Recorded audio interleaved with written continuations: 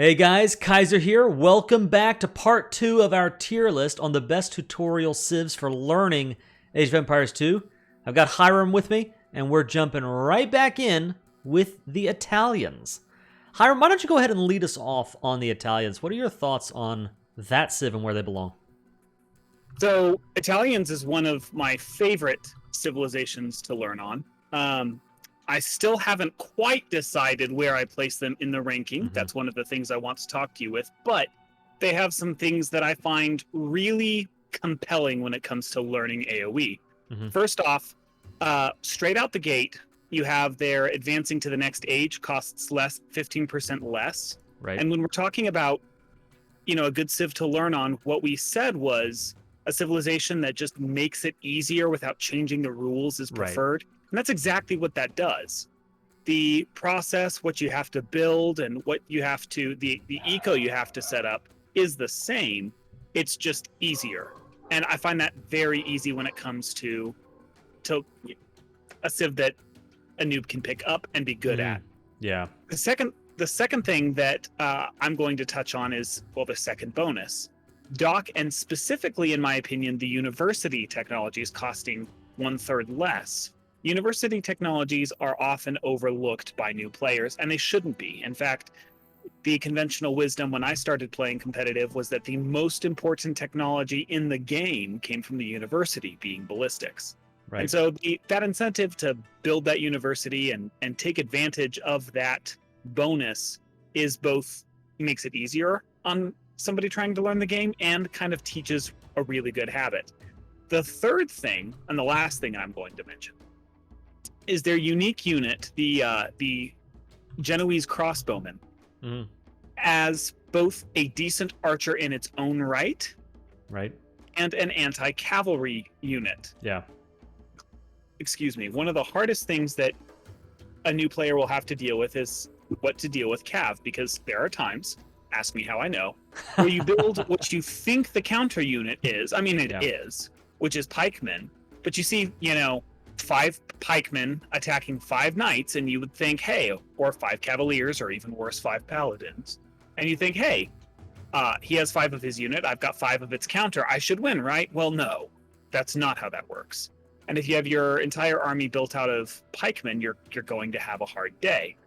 But the ability to go anti-infantry and anti-cav in the form of your unique unit that is potent in its own right and deals with one of the most common noob strats in the game, I find that very compelling.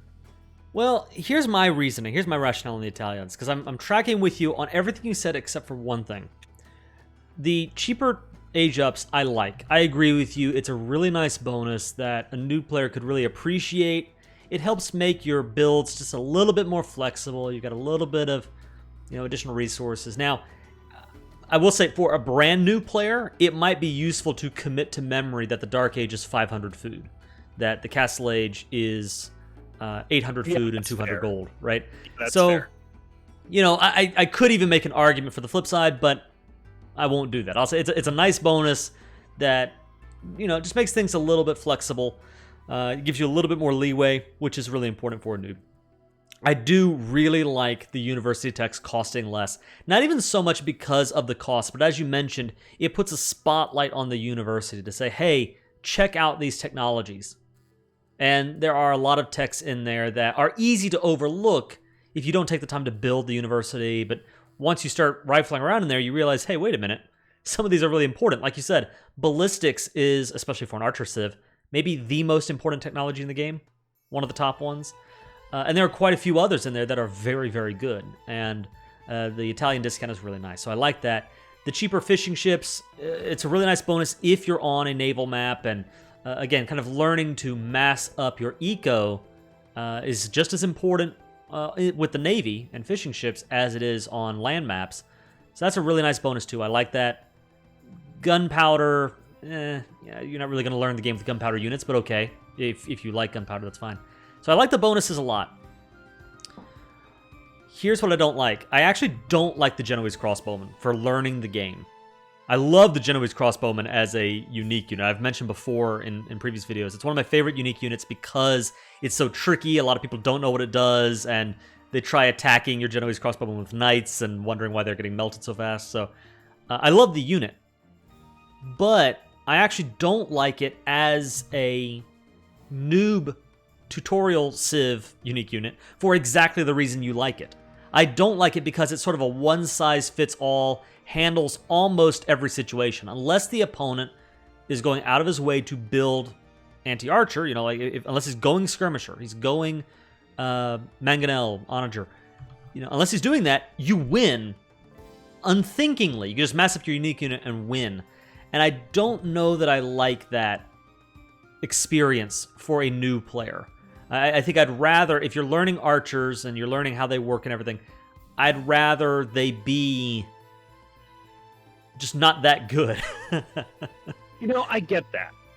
But here's my response. I agree with you. Mm-hmm. It does fall into the breaking rules thing that we talked about. Right. Here's the other side of that, though. Number one, massed archers do pretty decently against Cav anyway. Like, it's not like Cav just get shred, or Cav just shred archers, when you get a horde of them. You get a mass of archers, and it is difficult to deal with Cav anyway. Conversely, 5 Genoese crossbowmen is not going to deal with a Cav horde. It's just not. So it's not like it really breaks it. It just slightly bends it in a direction. Well, but let me jump in on that. Because I think at the noob level, you're not dealing with groups, well, you might be dealing with groups of 5, but it's not necessarily just groups of 5, and it's not necessarily going to be groups of 50 either. I think a lot of times you're right in that sweet zone of 20 archers or so versus 20 cav, where I think the average archer would get melted by knights, and the Genoese crossbowmen, with their anti-cav bonus, they would be the ones doing the melting, and I think it can send the wrong messages. Okay, I grant that. The other thing I'll say, though, is when we're talking about learning the game, and I talked about this when it came to the Aztecs, there's an element of you can't learn it all at once. Yeah. And so removing 1 or 2 variables from a noob, yes, it does remove those 2 variables, and they will have to be picked up later. Mm-hmm. But it doesn't break the game, I guess what I'm saying. Like, the habits you learn with Genoese crossbowmen, you're still going to have to micro, or you're going to get melted. You're still going to be vulnerable to skirmishers, to siege. You're going to be vulnerable to a lot of the main counters to archers anyway. Yeah. So you are going to learn a lot of the stuff that you will have to learn with an archer civilization. With the Genoese crossbowmen, you just don't have to deal with that one thing. And I think that makes it valuable for a noob. Like, it's helpful to a noob to learn the game. Might not be the most helpful. It's not a Byzantine level noob civ where, you learn the civ and you're going to be learning pretty much the game. Having said that, by removing one variable, and admittedly a very potent variable from the game, it frees a noob to learn all the other things, which, again, let's be honest, if you're trying to learn your feudal eco and you're constantly having to deal with cav, not that you can use Genoese crossbowmen in the feudal age anyway, but leave that alone for a sec. If you were able to somehow just remove the cav variable, it would help you learn the feudal age better, which would translate to other games. And the same principle, I think, applies to the Genoese crossbowmen. So it does bend the rules, but it doesn't break them. Well, I think we'll agree to disagree on this one. Just a little shout out to the audience here. What do you guys think? Is the Genoese crossbowman an asset or a liability when it comes to learning the game? Are they too good? Is it too straightforward to play Genoese crossbowman? Or does it just simplify the game just enough where you can focus on other things? That's kind of an interesting debate. For me, I have no problem diverging. A little controversy's, good for us. I'm going to go ahead and put them in strong bonuses. I consider the Genoese crossbowmen kind of again, sort of a liability because they're so good for learning the game, and so I'm actually going to drop them down. Where are you placing them?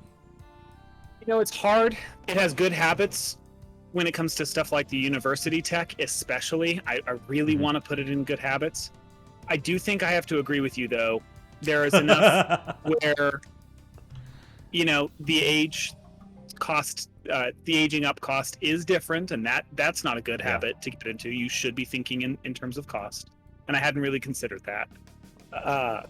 And it's more of a strong bonus than a good habit when it comes to the Genoese crossbowmen. So I'm going to have to agree with you in classification, not necessarily in recommendation. Yeah, the rationale might be different, but we end up having the same position anyway.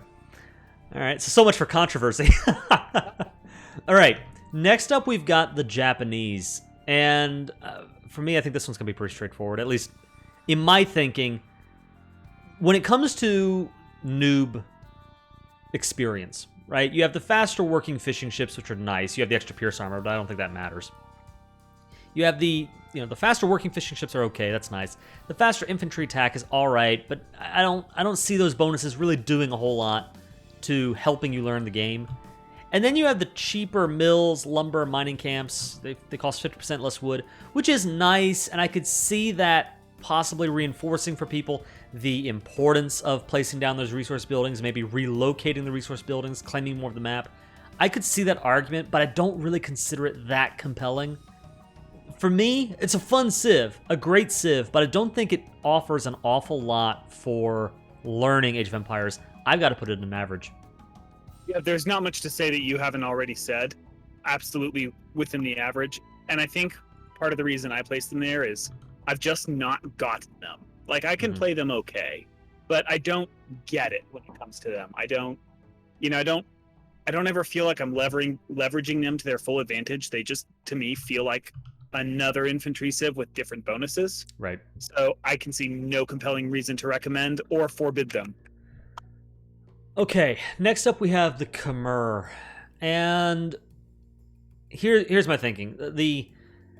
The farmers don't require mills or town centers to drop off food. They just sort of trickle resources, kind of like an Age of Empires 3 villager. That's a nice bonus. I don't know that it really impacts things one way or the other for learning the game. Battle elephants moving a little bit faster is kind of nice. If you want to learn elephants, that's a fun bonus, but doesn't really impact things. Villagers garrisoning in houses is a nice bonus that I think gives your economy just a little bit more survivability. When you realize, hey, wait a minute, my wood line is suddenly being attacked, and I don't have anything prepared. Being able to hide in the house is a nice little bonus that's really helpful, particularly for newer players that are learning the game. So I like that bonus. No buildings required to advance to the next age or to unlock other buildings. I have got to say, I think that's actually a detriment for learning the game. I think that, we still run into situations where we're playing Nomad and it's like, oh, wait a minute, you need a mill to put down a market, or you need a blacksmith in order to build a siege workshop. Those are important things to learn, let alone something as fundamental as you need two different kinds of buildings to go up to the feudal age, and here are two feudal age buildings to go up to castle age. Those things are important to learn and pick up on, and the Khmer actually remove that from the table. I think it's a much smaller version of the Hun issue. And so for me, I'm going to go ahead and, just for controversy's sake, I'll put them in dangerous habits. I don't like what it does for newer players learning the game. I don't know why you call that controversial, because I'm putting them in my version of that, which is whole nother ball game. Right. And they're not really a whole nother ball game. I will say that farmers not requiring mills to drop off food and not needing mills to build farms, as far as I remember, that is a big deal.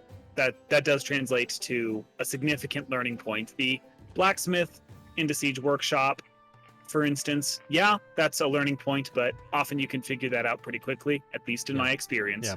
But I have heard more than one person, more than one new player, after playing the Khmer, because they've started there. And by more than one, I mean like 5 or 4, not like 30, but right. Still going, why can't I build farms? Yeah. Exactly. And it's more than just saying the specifics of you need a blacksmith to build a siege workshop. It's the principle of there are certain buildings that require other buildings in order to, actually have access to this building. Right. The Khmer just removed that, and I think that principle, even more than the specifics, is important to gather, and it throws people for a loop if you don't learn. So I'm actually going to put them in no bueno for that reason, and the other reason being it's a siege and elephant civilization. Right. We've already talked about before, you don't want to learn the game on elephants, and Yeah. siege is hard. Yeah. So like it's a siege and elephant civilization whose ego breaks the rules. Not only is it a siege and elephant civilization, it is a scorpion and elephant situation. And scorpions may be the most confusing base game unit to figure out how to use, when do I use it, when are they good and when are they bad. Because I don't know about you, but when I started playing the game and I would experiment with scorpions, I would find it felt like a waste of resources at first. You know, the way I was using them was just wrong. And I've since gotten better at that, but that takes some experience to know how the game works in general before you can start figuring out how scorpions work. So yeah, that's one more reason why I said the Khmer, maybe don't learn on them. Yeah, agreed. All right, next up we've got Koreans. Hiram, I'll go ahead and let you take this one. What do you think about the Koreans? So it's a little, again, it's one of those civs that I don't feel very good at. Mm-hmm. You know, I know what's supposed to be done, Yeah. but I have a hard time making that happen. I've not gotten the hang of the war wagon. I like the turtle ship. It's fun, but when to use a turtle ship versus other things is not something I grasp on an instinctive level. So I can't really say for sure what I think of them because I'm not done making my mind.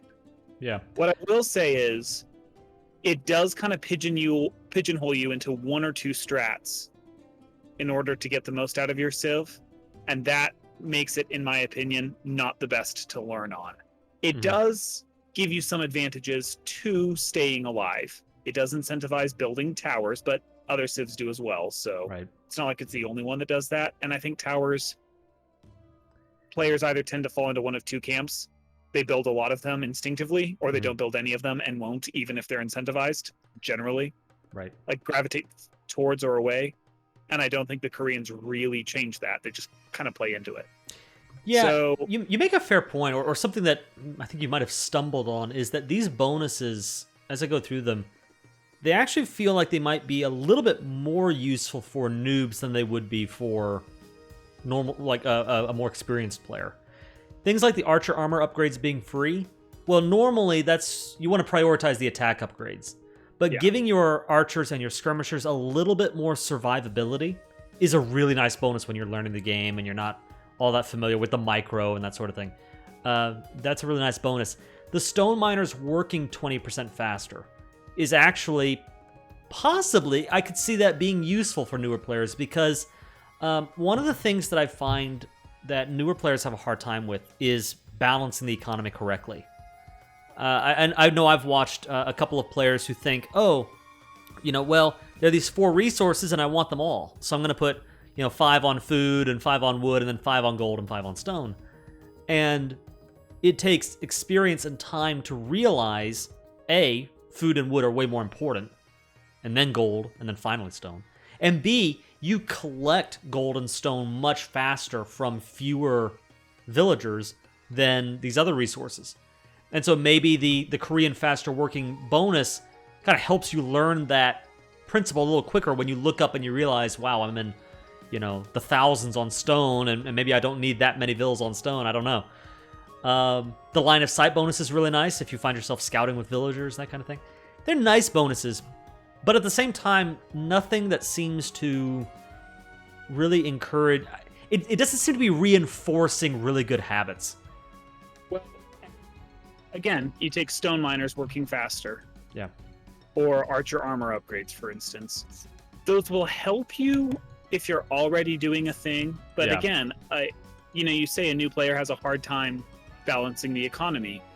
A stone miner working faster doesn't necessarily help teach you that. It just removes some of the difficulty that comes with that. You're still going to have to learn, and it's not going to help you balance your economy. It's just going to help you get more towers and castles up, which is fine. I don't think that's a bad thing for a noob, but it's not helpful to learning the game. I think, honestly, the Koreans' biggest advantage to a noob is their team bonus. Well, besides their villagers' line of sight, but is their team bonus. Mangonel line minimum range reduced. Yeah. Because minimum range, when you're dealing with siege, is hard. Siege in general is hard. And just taking away a little of that problem, being able to make better shots with your mangonel line, learn how to do that. It removes some of the difficulty in that, but keeps the mechanic relatively unchanged. Yeah. So I like that. I think that's a good bonus. Yeah. Other than that, I don't think they're bad. I might even put them in strong bonuses, but they don't necessarily help teach the game very well. Yeah, for me, I've got to put them in average. I mean, there's just nothing in the Korean package that reinforces good habits. I mean, every civ is going to help you in some way. So, I don't want to give them too much credit for saying, well, this could be, useful. You could learn something. That I guess would be true of almost every civ. But yeah, that's pretty fair. Yeah, I think for learning the game, they're average at best. Yeah. Next up, we have Lithuanians. I'm going to go ahead and stake my claim here. I think Lithuanians are one of the best civilizations in the game to learn with. Unless you make the argument, like I said with the Britons earlier, that they're so good that they warp around into dangerous habits. But I don't think so. I think that starting the game with 150 bonus food is amazing for a beginner player learning the game, trying to figure out where I even go with my villagers and things. It just gives you additional flexibility for, idling your villagers and idle town center time and everything. Just that much more food helps your early game and learning the economy, giving you a little bit of leeway and grace. I love that bonus a lot. Then you have the faster moving spearmen and skirmishers, which again is not a game-breaking bonus, but it is... It does mean that if you're building counter units, you're in a situation where you're building spearmen and you realize, oh no, they're over on this side of my base and I needed them over here. Well, they can get to where they need to be a little bit faster. I like that a lot, particularly for a newer player learning the game. And then each garrison relic gives +1 attack to knights and latest. This bonus does two different things. One, it points you to a particular strategy. It is a knight civ. And so learning how to play with knights is what's recommended, while at the same time, little side note, they have really good archers too. So you do still have that flexibility of, if you want to learn how to play with archers, Lithuanians can do the job. Now, I guess they took Arbalest away. They used to have Arbalest, but they've since lost Arbalest. But even so, they have really solid crossbowmen, and that's an option. But it points you in the direction of knights, which I like. I like civs that point you in a particular direction. And it encourages you and builds a really good habit of remembering, hey, I should actually get a monastery out. I should get monks out and collect these relics. I think it reinforces a lot of strong habits, good habits. It provides some really good bonuses. I've got to put them at the very top of the list. Yeah. I have a hard time deciding between at the top of the list or one down into good habits. I mean, I agree with everything you said. I do think it pigeonholes you a little bit, and I don't like that because I favor a civ that teaches flexibility.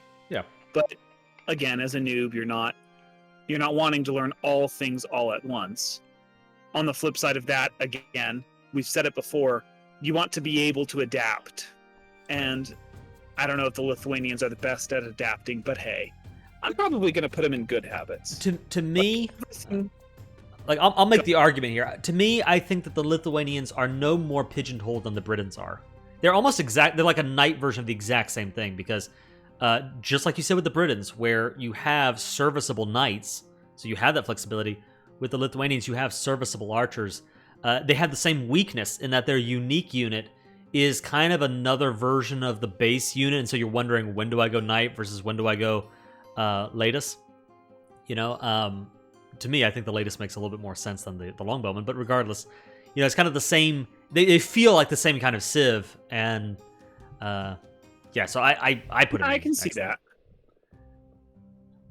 I can see that. I think the one that bothers me is the 150 food. With the Britons, you do have the ability not to put off or to put one extra villager on sheep because of that bonus. But, if you do it the right way, and most players probably will, especially in the beginning, it's not going to cause any problem. When it comes to starting with 150 food, it pushes back the food pressure just long enough that it can begin to make you feel like you've got, room to do other stuff that you really shouldn't be doing anyway. And so whereas the Briton advantage just makes the same thing easier, the Lithuanians, it makes you feel like you have freedom that you generally don't have. Right. And I don't like that. I think that's a fair argument. I would be worried about that too. But I don't know. My instinct is, I think, especially just starting out, I think that's more of a strength than a weakness. And because that bonus, unlike some of the others, I feel like the way it is worded, when you're reading the civilization and you see that bonus, you instinctively understand that this is not, this is something that's helping you out and it's not normal. Like you're going to be aware that most other civs don't have this additional 150 food. Some of the other bonuses that are world-changing, for a newer player, they may not realize that it's actually breaking the game, and and so it gives you these unrealistic expectations. Whereas I think that the Lithuanians, I like the bonus, and I do think it signals it well to others, like, hey, when you move to any other civ, you're gonna have to be aware of this. So I don't know, I like it, so I don't mind a divergence. I don't mind either. There's your controversy. Yeah. Although it will be interesting to see if we like radically disagree on anything. So far, controversy for us is whether it's S or A. Right, exactly. Next up, same game. Yeah. We're definitely in the same ballpark for sure. Next up, we have the Magyar. Villagers kill wolves with one strike. Really nice bonus for newer players in particular. You as a newer player, you want to go exploring with a villager, you want to forward base and different things, and just sort of realizing, hey, I find myself in a situation where I'm about to lose vills to wolves. I mean, how many times have we done that with other civs? You don't have to worry about with the Magyar. That's kind of a nice bonus that I think is probably more useful for newer players. You get the melee attack upgrades, forging, iron casting, and blast furnace free immediately upon teching up, which is kind of cool. Scout Cav, Light Cav, and Hussar 50% less. I'll tell you what I think. I think that the Magyar are, one, the ultimate scout rushing civ. So if you are, once you have a little bit of experience under your belt, and you're going, hey, I want to learn different builds, and I want to learn how to do a scout rush, the Magyar have to be at the very top of the list on a civ to pick. But when it comes to learning the basics of the game and the basic habits that you want to build for Age of Empires, economic habits, military habits, I don't think this actually does a lot for you. The only thing that I like, because we talk about flexibility, I love how it points you. It says Cavalry Civ. It points you in the direction of cavalry, but then the team bonus is actually an archer bonus. And so it sort of subtly implies to you that you can actually do both things with this civ, and actually with any civilization, you can do, different strategies and different approaches. But for me, I gotta put him in. No, jump in. I was gonna say I'm gonna put him in average. I think maybe strong bonuses, but I actually put them at the top. At the top of the list. What? At high learning potential, and here's why. Like you were just saying, they're classified as a Cav civilization, and they do have good ability to lean into that. Yeah. And you've mentioned all the bonuses for that, so I'm not going to mention them again. But if you look at how their actual bonuses stack out, their team bonus is for foot archers. Right. Recurve bow is for Cav archers. Corvinian army is for Magyar Hussars, which is like a light Cav unit. Right. They have archers all the way up to Arbalest, and they get thumb rings, so they've got a pretty healthy archer line. They've got a pretty much fully functioning barracks, missing squires, but that's okay. It's not a big deal. They've got a pretty healthy stable lineup, as to be expected. I mean, honestly, they can do pretty much anything. Mm-hmm. Their dock is missing a couple things. Their university is decently lacking, but not the ones that you're going to need to get as a noob, i.e. ballistics, murder holes, those kinds of things. So as far as a civilization that can do pretty much anything, does have an answer to most things, and doesn't have any game-breaking bonuses, I put them right at the top. Wow. I'm going to go ahead, again, for controversy's sake, because I was waffling between the two. I'm putting him on average. I just don't see... I could see the argument for strong bonuses in that, getting the melee upgrades automatically is nice. The cheaper scouts are nice. But, I mean, they're bonuses, but I don't see them helping you to learn the game. Other than maybe what you're talking about is because they're a flexible civilization, you have access to a lot of options. Exactly. If you're picking this video, as you mentioned at the beginning, is with the idea of you're picking one civilization and playing it straight through. It and only it until you've learned the game. And with some of these civs, that's hard to do because they are so strong in one area and not necessarily strong in others. So if you pick a civ that is only archers, well, yeah, it'll help teach you how to play archer civs, and it'll teach you some of the principles, but you're not going to learn how to play cav as just that civ. You're going to have to mix it up. With the Magyar, that's not the case. You can do anything. And you can do anything passively and one thing very well. And without any game-breaking bonuses, but with respectable bonuses across the board, yeah, that seems to me to spell an excellent noob learning civ. I mean, hey, I love the divergence here. Again, I don't see... I prefer civilizations where the implicit in the bonus is it's pointing you in a... Not a particular... I mean, a strategy is nice, but more to the point of the bonuses sort of help reinforce for you, hey, I should remember to build a blacksmith.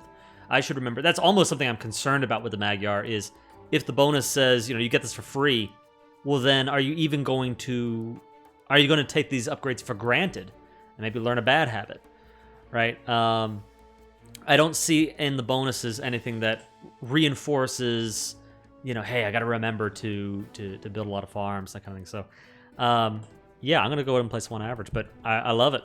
I love it. Okay, next on the list here we have the Malay. I think we're probably going to be a lot closer on this one. Yeah, for sure. You have the advance into the next age 66% faster. That is a nice bonus. I would be torn as to whether it maybe would send the wrong message as far as how much time it takes to advance and that expectation, but I think that's okay. I think it's a good bonus. I don't think it upsets the apple cart too much. You got the fish trap bonus, which is really nice, but I mean, I don't think fish traps are even the most important thing. In fact, I would even be concerned for a newer player to see that and go, oh, okay, that's an amazing bonus. I'm going to start building fish traps as soon as I can. Right. When what you should always do is, clear out the oceans first and then go to fish traps, right? So you're saying it's a trap? Yeah. Exactly. There's a trap there with the fish traps. So there's that. The battle elephant's costing less. That's a nice bonus, fine. But again, it's pointing you in the direction of battle elephants, which is one of those units I don't think a newer player should be learning the game on. And that's it. You look at this and you don't really see any archer bonuses, knight bonuses, infantry bonuses. You're just sort of left up in the air. And the only thing it's saying is go knights and go fish traps. And those are all really situational sorts of views. You do have force levy, which gives you trash infantry, which is kind of cool. But if anything, that's as maybe confusing to a newer player as it is helpful. For an elephant civ in general, let alone the fact that the Malay don't really bring a lot to the table to help learn the game, I'm putting them on the difficult to play or appreciate zone. Yeah, I put them on the very bottom, which is no bueno. I don't think they're a bad civ, mind you. Just as far as learning the game, nothing that they have kind of pushes you or teaches that. It just doesn't. It's its own thing. It's not even a whole nother ball game level of its own thing. It's not helpful. Nothing it gives you is helpful in teaching anything. If I were to disagree with anything you just said there, I would go a little controversial and say the Malay aren't really that good of a civ. Just like, maybe it's just me. Maybe I'm revealing my noobishness here. But I just, the bonuses don't really interest me. They don't really speak to me in a way that I don't like them. I don't like playing the Malay. They got cheaper elephants, which is nice. But then what? They're kind of a naval civ, but not really, and I don't know. Agree with that. I will say, though, I think part of that's because the current meta is pretty heavily concentrated on land maps, and the Malay is pretty firmly in the water. Other naval civs have, like, half naval, half water. Yeah. Like the Italians, like, they've got strong water and that's fair. Here and strong infantry or land there, and the Malay don't have that. They're just, like... one of their unique techs upgrades docks to harbors which fire arrows is completely unusable on a map without water. Like, Right. can't be used at all, no matter how much you want to. Their Right. team bonus drops 100% line of sight. Right. Absolutely Traps, all nothing on that. it. Yeah. So I grant they don't feel good. I speculate amongst players that play a lot more water than the average. That's fair. That might yeah. change. And I'm definitely more of a land map guy than a water map guy. Almost everyone is. As of this recording, currently in the ranked lobby, Archipelago is a map that's out there right now. It's kind of a half land, half water map. And you're right, that would be the kind of map that you'd want to play Khmer on. So yeah. So I don't know if they're bad or not. I'm just not commenting on that. All I will say is they're bad for noobs. They don't help noobs. You're right. They confuse noobs. So you're right. Keeping it to the theme of the video. I don't want to get too distracted. You're exactly right. That at least as far as learning the game goes, I would not recommend the Malay. Now, next up, we have the Malians. And this is a civilization that, in my mind, maybe trends in the direction that you were going with the Magyar. You've got buildings all costing 15% less wood, which is one of those bonuses that I feel is a nice economic bonus. It helps you out. It gives you some leeway without it being overwhelmingly oriented in any particular direction. It just says across the board, you're saving a little bit of wood here and there. That's kind of a nice noob bonus. The barracks units having an extra pierce armor is nice for dealing with archers and that kind of thing. And again, it might be leaning you toward infantry, which you know how we feel about infantry civs, but it's a nice bonus. I don't think it's an overwhelming bonus either. The gold mines lasting 30% longer. One of those these are all like behind the scenes bonuses that are helping out. Maybe not pointing you in any particular direction, but just sort of a little bit of a band-aid behind the scenes for inefficiencies and for just helping you have a longer lasting economy, which is nice. Universities working 80% faster is a nice bonus, maybe helps encourage you to check out the university, kind of like we said with the Italians. But the Malians' main strength is their tech tree flexibility. Malians can do almost anything. You can go archers with Malians, you can go infantry with Malians, you can go knights with Malians, and they have bonuses for almost all of them. You have the Forimba is the Imperial unique tech, giving cavalry additional attack. They have a lot of flexibility. That is their strength, and the question is, how much do you value flexibility? I like the bonuses. I feel like maybe I want to stay on theme and say that I'm not going to rate flexibility super highly, but I think that they do a little bit more than the Magyar do, so I'm putting them in the strong bonus camp. So I'm putting them also in...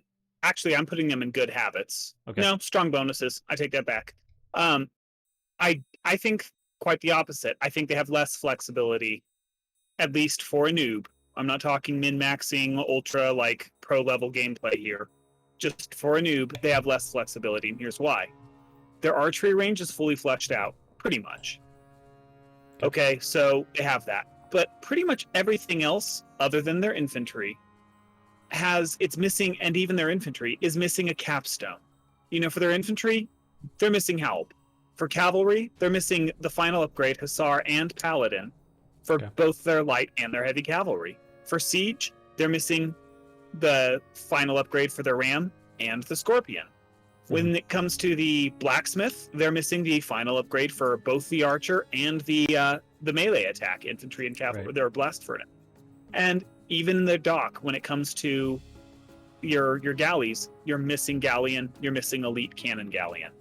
Okay, so they have flexibility, but it's going to take some experience to leverage that flexibility. Okay. When you don't have that experience, you're just, if you decide to go cav against cav, you're probably going to lose. If you decide to go archer against archer, okay, if the other person doesn't have any archer bonuses, you might go even. But against anyone even remotely slanted toward archer, you're going to lose, especially because of those blacksmith techs. And as you kind of stack that stuff up, I don't think it helps teach somebody trying to learn the game as well. Yeah. The thing that I do like, I've talked about it before, I like that the university bonus, and it's a significant university bonus, is there. I like that it pushes you towards university. So it does, I think, like I want to put it in good habits, but I think I'm just going to put it in strong bonuses. Fair. All right. Next up, we've got the Mayans, and this is a really interesting civilization. On the one hand, they have kind of the exact opposite of what we talked about with the last couple of civs. The Mayans definitely point you in a very particular direction with their cheaper archers throughout the ages. They do have pretty good eagles to back up those archers, which is nice. But these are one of the civs that I always go to as a, if there's such a thing as a pigeonholed civilization, the Mayans have to be right at the top of that list, where it's obvious they want to go archers, right? They have the faster lasting resources, which I like a lot. That is a fantastic new bonus. That's great. But for me, starting with an additional villager but 50 less food is kind of a diet version of the Chinese bonus. I don't think it's as extreme as the Chinese, but I'm going to put them in the same category because I don't like, if you're playing the Mayans, you should learn the habit of starting with loom and then, building your villagers, when normally you want to immediately start going villagers, and that's one of those rhythm aspects that you're wanting to have ingrained into your Age of Empires soul is, game starts, queue up your vills. And so for me, if you're playing Mayans, you are learning the wrong rhythm. And if you're learning the wrong rhythm, then you're messing up your habits for any other civilization. So I would recommend staying away from the Mayans, especially if you want to learn archers. There are other better options out there. The Britons, the Ethiopians, just don't play Mayans, I think. What do you think? Yeah, I agree. They're in a whole nother ball game. They're not at no bueno for me. Just because, yes, the one villager but negative 50 food, it does change things, but it is a single, two buttons later, you're right back on track. So yeah, it does teach an alternate start, but it's not like the Chinese alternate start where it's going to be a little bit. Yeah, I agree. It's nowhere near as bad as the Chinese. I just think that it's bad enough that I wouldn't. Yeah, I definitely wouldn't recommend it. Yeah. I do remember when I was trying to figure out what they did, I was baffled for the longest time on what resources last 15% longer even meant. And what it means is when you're gathering, you can gather 15% more out of a node. If a mine theoretically would hold 100 gold, well, for a Mayan, it holds 115 gold. Right. So that's handy. But for a noob, what does that even mean? How do you leverage that? I don't think it's helpful. I do think they have some unique options available, and they're fun to play, but not for a noob, not when you're learning the game. Yeah. Next up, we have the Mongols, and they have one bonus that I think is actually wonderful for newer players, and it might fly under the radar, because, I don't know about you, Hiram, I tend to go up to the top of the bonus list. I'm looking at the faster firing cav archers, which is okay. The extra HP on the light cav is all right. Those are nice, not really the biggest things in the world, but it's all right. Hunters working 40% faster is a pretty cool bonus. It's useful for, gathering boar and deer. Those are nice bonuses. But really, I think the biggest, most important bonus for a player learning the game is the team bonus. Scout cavalry having an additional 2 line of sight means at the start of the game, you can scout much more effectively.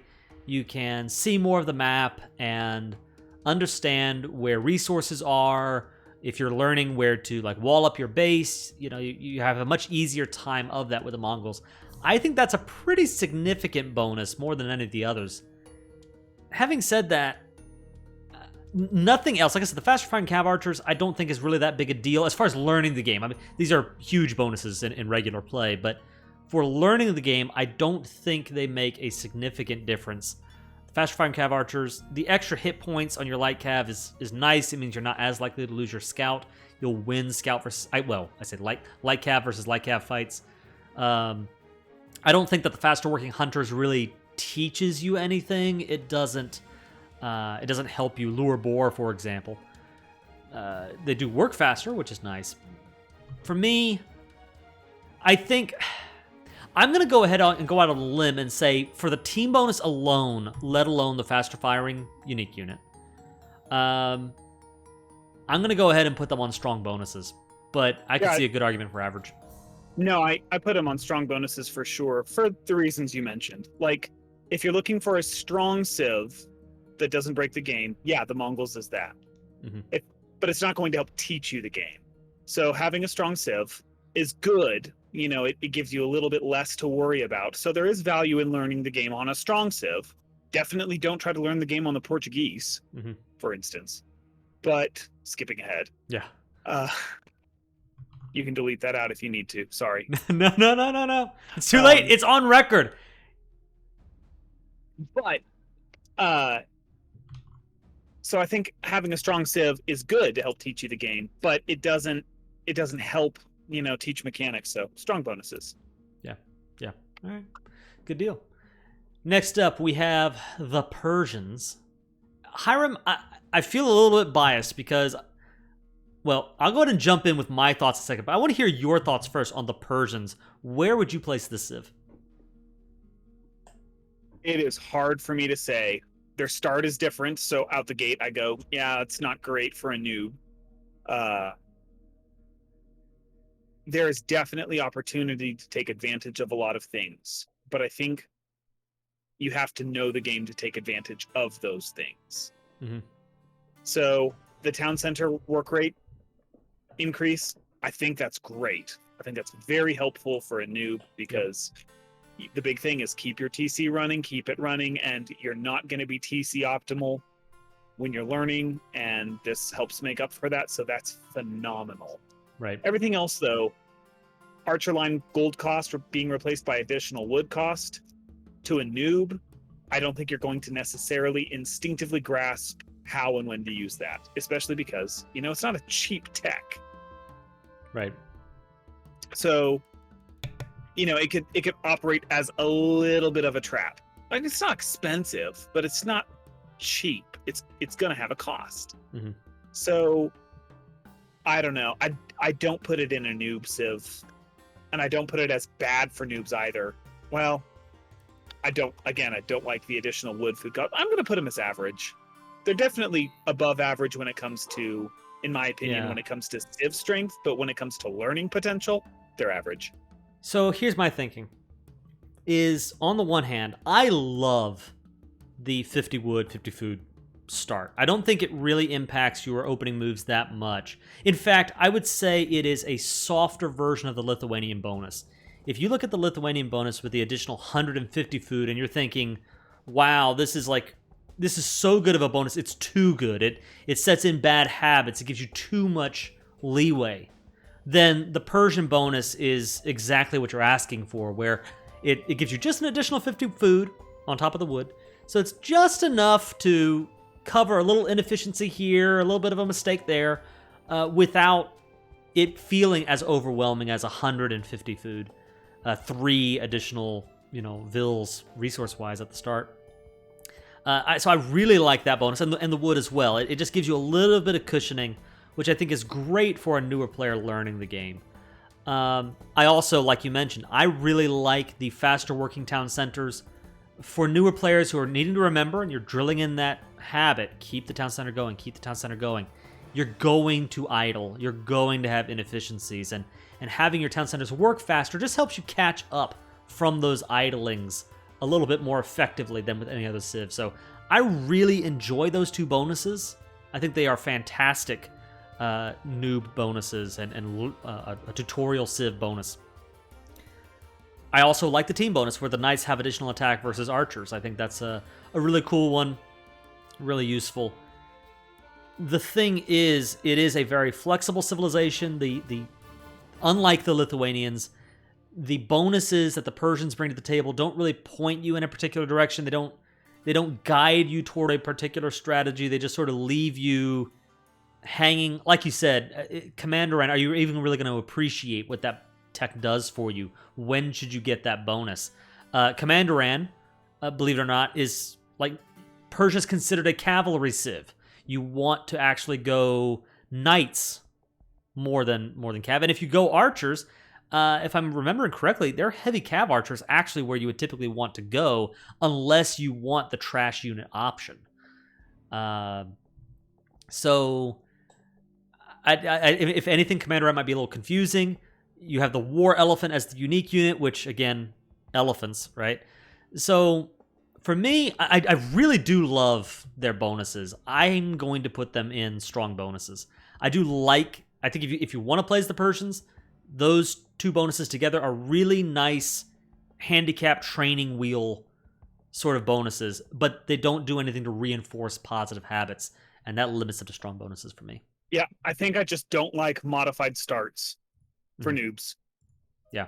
Yeah, I mean, that's what, but again, when you say modified starts, like, I think of it more like the Britons, where it doesn't necessarily change your opening moves or your opening rhythm. Yeah, that's fair. It just gives you a little something just in case you're inefficient or whatever. Yeah, no, I get that. And it is, at the end of the day, it is only 50 wood and food.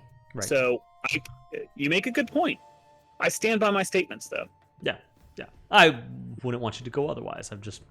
I just like going toe-to-toe on it. So, all right, next up, and Hiram, I'll let you take this one because I think that you are even more of a pole player and a pole fan than I am. The poles. What do you think about the poles? I love the poles. I don't think I love them for noobs. Okay. I think they're a strong civ. I think they're a fun civ. I think they're a flexible civ. They have a lot of things going for them that other civs don't. So let's just go through the bonuses one by one. Villagers regenerate 5 HP per minute in the Dark Age, 10 feudal, 15 castle, 20 in imperial. What that means is, as the game progresses, you are going to not have partially dead villagers. For example, when luring in a boar, it's pretty common to have a villager pretty low on health by the end of your first They're boar. only mostly dead. Yeah, especially as you're learning. Later on, you can get around that different ways, but in the beginning, that's definitely going to be a thing. And that one villager that's super low is often a target for enemy raids. They'll kind of move around with their scout, and they'll try to find that one lone villager that's only one hit away from death, and just pop, zap them and go. And that bonus helps deal with that. And that's super helpful when it comes to learning the game. It's a nice safety net. Full work replaces mill. I don't like that. Now, I think it's a strong bonus, but again, we're to breaking the rules, not keeping the rules. It costs more, I believe. I'm just double checking myself, but yeah. Because it's a mill and a house together. Yeah. So it costs more, so it messes up kind of your timings on things. Takes a little longer to build if I don't misunderstand. Again, don't quote me on that, but I think that's true.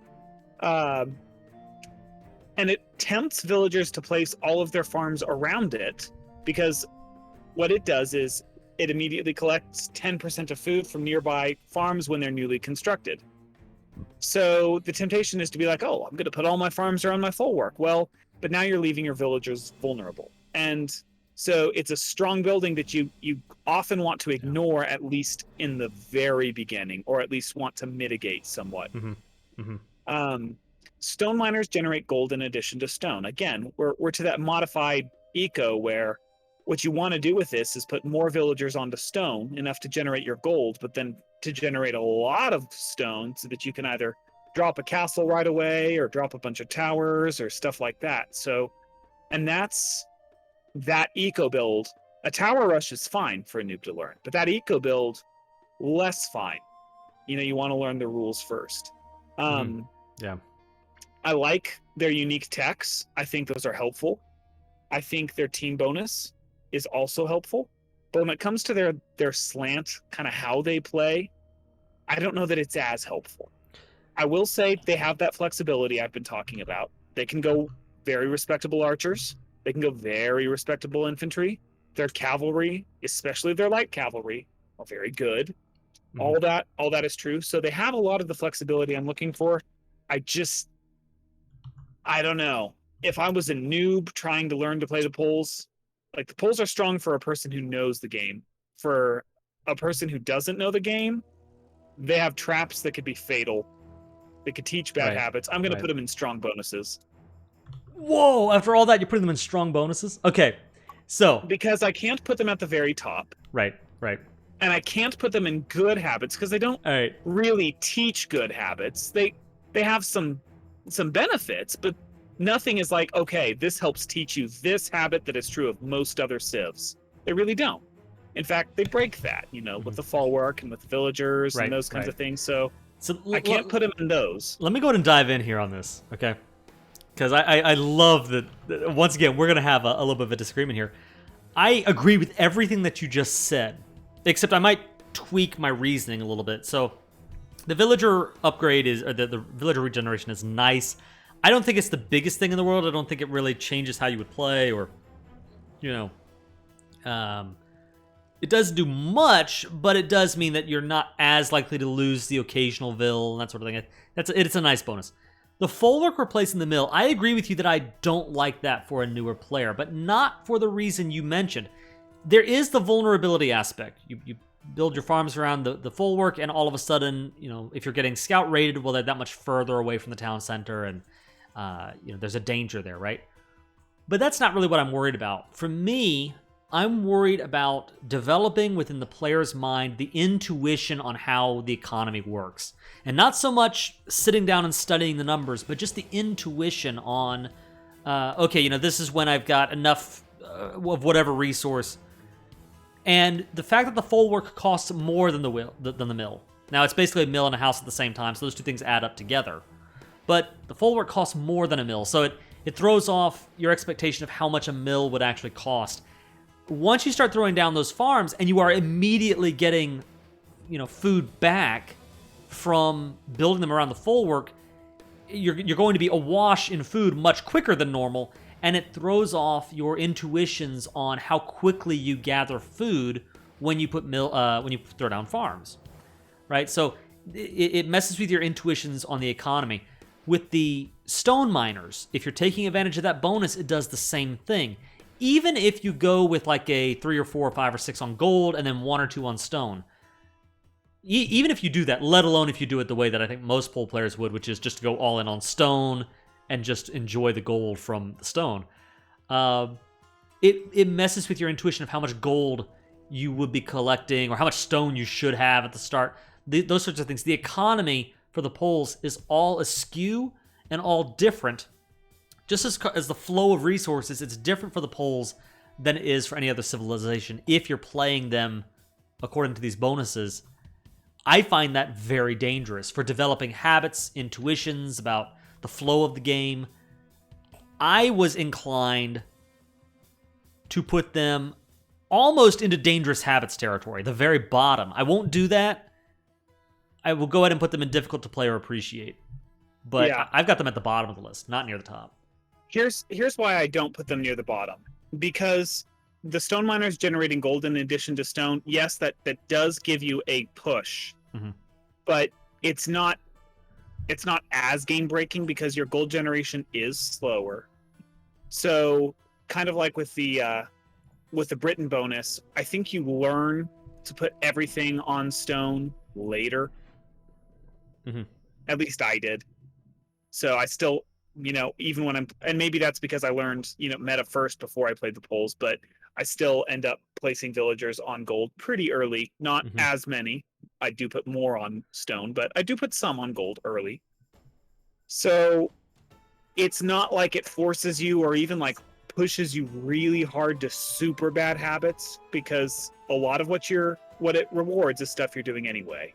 You're going to be putting your mill somewhat close to your town center, and you're going to be putting farms around it. And so the poles does that just a little worse. You're going to be going on stone. You're going to be doing that anyway. It does that, but a little worse. And so I don't think it's like game-breaking bad habits, like things that you really, really, really don't want to do, but it's not good habits either. And at the end of the day, it is a strong civ, and strong civs are easier to learn on. Yeah. So that's why I stick with it, but I don't disagree with anything you said. At the end of the day, you could pick it for its strong bonuses, but it's still not the best learning civ. Hiram, I'm taking you to court, all right? You stand trial for libel, slander against the Portuguese. Explain yourself and why you think the Portuguese are a bad civ for newer players to learn on. So, in the beginning, like straight up, for the most part, I like a lot of what they have. All units cost negative 20% gold. I like that. That's great for new players. You still have your flexibility, but not as much pressure. It's nice. I think that's a good thing. Technology is researched 30% faster. That's also nice. Ships plus 10% HP. Okay, nothing game breaking there. The Feitoria. The Feitoria. One of the most controversial updates or additions to Age of Empires, as far as I know. One of the only things, there are others, that is constantly being pushed to be removed. And I do not think it should be removed, make no mistake. I like the Feitoria as a game mechanic. What the Feitoria does is it generates a steady stream of all resources. It's a building. It's a tough building, not as tough as it used to be, but it's not a house either. It's not easy to knock down very quickly. Costs 250 stone, 250 gold, and it's just a slow trickle economy that doesn't require any work. Problem: it costs 20 population. Like, it takes up population space. I think it's the only building in the game that does that. It's the only building that does that. So, number one, we've got a different mechanic that people have to learn about. Balancing that is really hard, because if you have your normal economy of just let's say 100 villagers, and you throw in 2 or 3 Feitorias, well, suddenly you've got an economy that's taking up almost all of your population space, and you're not going to be able to put any military on the board. You put down, okay, so you kill 20 of your villagers, and you have a population of 80 or 60, and we build 1 or 2 Feitorias. Well, now you've got your number balance back. But number one, your income stream is messed up. And number two, and this is more important, I think that draw is so alluring, the idea of like, hey, we throw a few of these down and we've got infinite stone, infinite gold, infinite everything. Right. And new players, even veteran players, are often blinded by its allure to the point where they rush it, they drop 2 or 3 of them, and then one of 2 things happens. Because you're locked in at that rate, if you suddenly need a bunch of gold, you can't just pull a bunch of your villagers from something else into gold real quick and begin pumping out the gold. Right. You're stuck with that rate. And so you're locked. Number 2, the rate isn't that fast. I mean, it's nice over long games, especially where, like, in water maps where resources are very limited and you're fighting on all sides for all of them. It's very nice, but it's not that fast. And so the allure of quote unquote infinite resources kind of drowns out just how slowly those resources come in. And I've seen players, and I've been the player who rushes straight to imp and tries to make the Feitoria their entire eco so that they can focus on the military, and it's a trap. It's an outright trap. It just doesn't work that way. Agreed, 100%. So I like a lot of what the Portuguese have to offer, and I like their mechanic. I think it's unique, and I don't think it breaks the game. I think it changes it. Again, it's unique, it's good, it's powerful. It is a bad idea for a noob. Yeah. If you like the Portuguese bonuses, there are other civs, we've talked about a lot of them already, that do kind of the same thing without this tempting apple at the end of your imp that has the potential to just wreck everything you've spent the last 3 ages building. Yeah, one of the things that I was really excited when you mentioned the Portuguese earlier, because I just recorded an Average Age Plays video for the Portuguese. That'll come up on the channel probably a week after this one does. And so they're really fresh in my mind, and I've really come to appreciate the Portuguese and studying them, for the video and everything. And if we were to remove the Feitoria from the equation, I really like, if you are someone who values flexibility and well, let's say flexibility, right? If you value flexibility, the Portuguese are an excellent civ. Just looking at everything else they bring to the table, 20% less gold works with any strategy you want.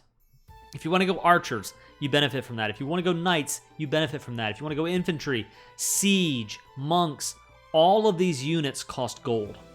And being able to get a discount on your gold requirements is just a really nice bonus that gives you a little bit more flexibility in the economy. right? It's really nice. The faster working technologies is another bonus that, again, you're going to be using technologies no matter where you go. Eco-techs, military techs. This benefit works on everything except for the age-up technologies.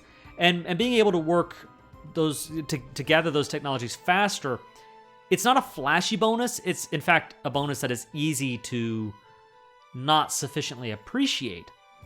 But it's a really nice bonus. And then, if you happen to be playing a naval map or archipelago, like in the case of my upcoming video, the 10% bonus HP is just a really nice bonus to give your ships a little bit more sustainability. So if it's a one-on-one duel, you'll come out on top. And they're really solid bonuses that aren't flashy. They don't have quite the same pizzazz as some of the other civs, but they're really nice bonuses. The question is with that Feitoria. And I agree with you that my concern would be either that it's so tempting, you want to rush up to the Imperial Age and then immediately get infinite resources, right? Or even if without that temptation, just putting down Feitoria and it's a really weird building that costs population, that trickles resources, that no other building really does that. It's kind of like an Age of Empires 3 factory. And no other building does that in the game. And it skews your understanding of how the late-term economy works for any other civilization. Without the Feitoria, and obviously it would be a weak civ without the Feitoria, but without the Feitoria, it's a nice, well-balanced, all-around civ with these bonuses that help without necessarily being, really striking in their helpfulness. With the Feitoria, it's a little bit concerning for a newer player. I can see it developing bad habits. I'm going to cut the difference and put them in average. Go a step down. They're in a whole nother ball game. Okay. And, I'm looking at the list right now. I find several of my favorite civilizations are in a whole nother ball game. So right. Don't take this as a knock. Right. Portuguese is one of those that it's on my list of ones that I want to start maining just because I like how flexible it is. And I like a lot of the options it has on the table. But for a noob, again, without the Feitoria, they're a weak civ. And with the Feitoria, it's tricky as all get out to learn how to play, when to build them, how many to build, that kind of thing. So I think it's best avoided. Okay. Next, we have the Saracens. Okay. I feel like it's time for another, big civ. I think the Saracens may be excellent tutorial civ material. And the reason why is because of the market. You have a cheaper market, so you're encouraged to put it down right away. And one of those skills that you should be developing as a newer player, you're learning your economy as it is, and you're going to be making mistakes. You're going to be putting too many vills on one resource, not enough vills on another resource. And when that happens with any civilization, you should go to the market to help equalize your economy. Or if you're in a situation where you see some critical technology, like, for example, going up to the Castle Age, and you need to get up to the Castle Age now, and so you find yourself with a little extra wood, you want to sell that wood and buy some food in order to go up to the next age, that's a really good skill to learn. A really, really good, important skill for any player, let alone newer players, to learn, to develop.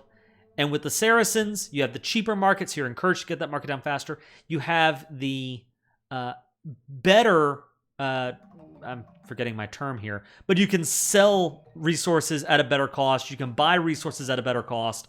It's even easier with the Saracens than any other civilization to use the market. I absolutely love that for newer players.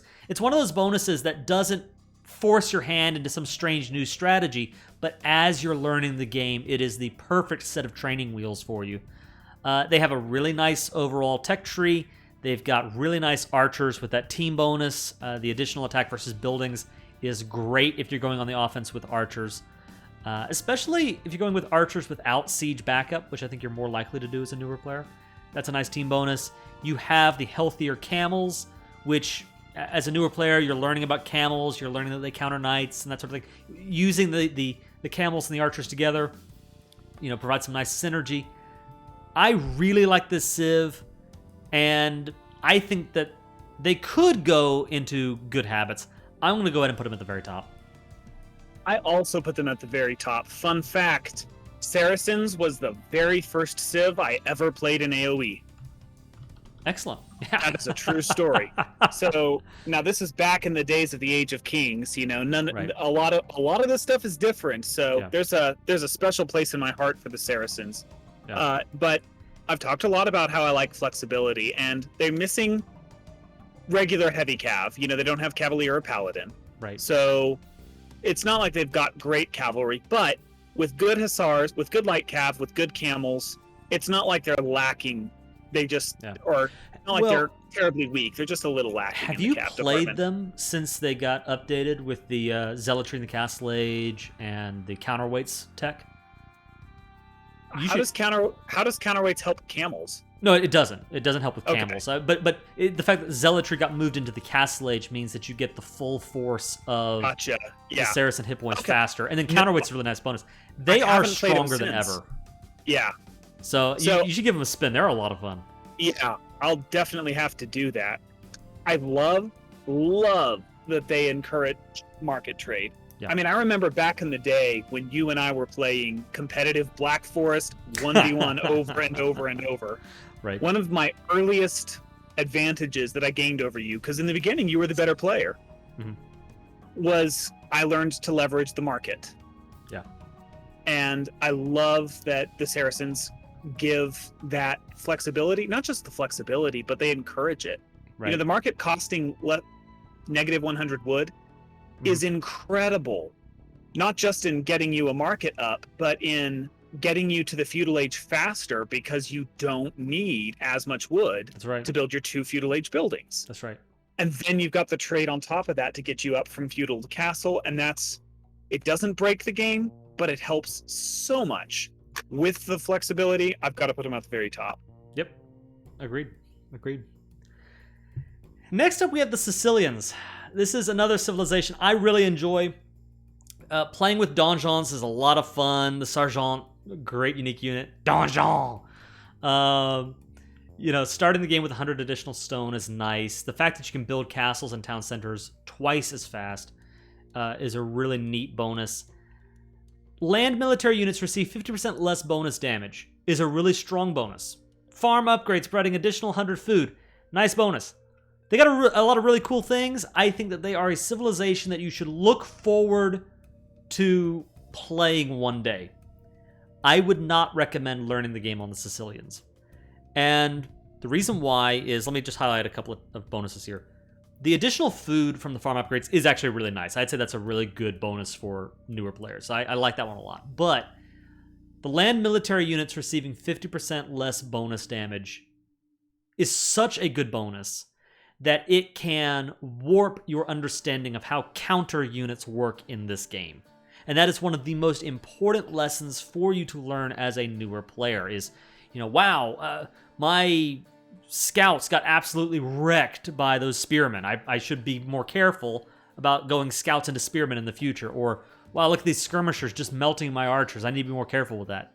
And if you're playing Sicilians, there is the possibility of just powering through counters regardless, because you're taking less bonus damage.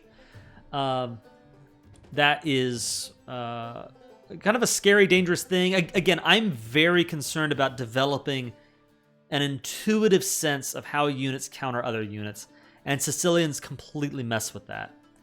On top of that, you have the 100% faster building castles and town centers. For me, and maybe this is some of my bias, longtime viewers of the channel know that the Kaiser's special is fast castle into a castle drop. I love doing it. I have a hard time resisting castle dropping my opponent every single game. It's a favorite of mine. And so I love playing Sicilians and being able to build the castles twice as quickly. Sometimes it makes the difference between winning and losing those games. But if you are the kind of player like me who likes to do that, and you're learning the game on Sicilians, then again, you can have a very skewed understanding of how much time it takes to actually get the castle up normally.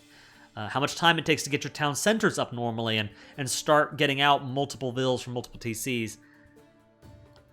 There's just a lot of different aspects of this civilization. The donjon is a very unique, very strange, unique building. The Sergeant that can actually build donjons is a very unique infantry unit. I would imagine, Hiram, if I were you, that they would belong in a whole nother ball game. And for me, I'm not that I'm telling you where to put him, but I just think they're dangerous. I won't say they're as dangerous as, you know, some of the civs at the bottom of the list, but I'm going to put him on difficult to appreciate. It's tempting for me to put them on strong bonuses, which I've already talked about the particular trap of that. It's easier to learn a civ with strong bonuses, but that also slants your learning of the game as a whole. And where on the spectrum they lie, I would not be the best to answer because I haven't played them that much. I mean, I've done some, but like just exactly how different they are, I am not the best person to say. I don't know. I think I put them at average. They've got some good things that are very helpful. You know, the bonus damage, I agree with you that it's not helpful in learning the game. So I'm a little leery of that.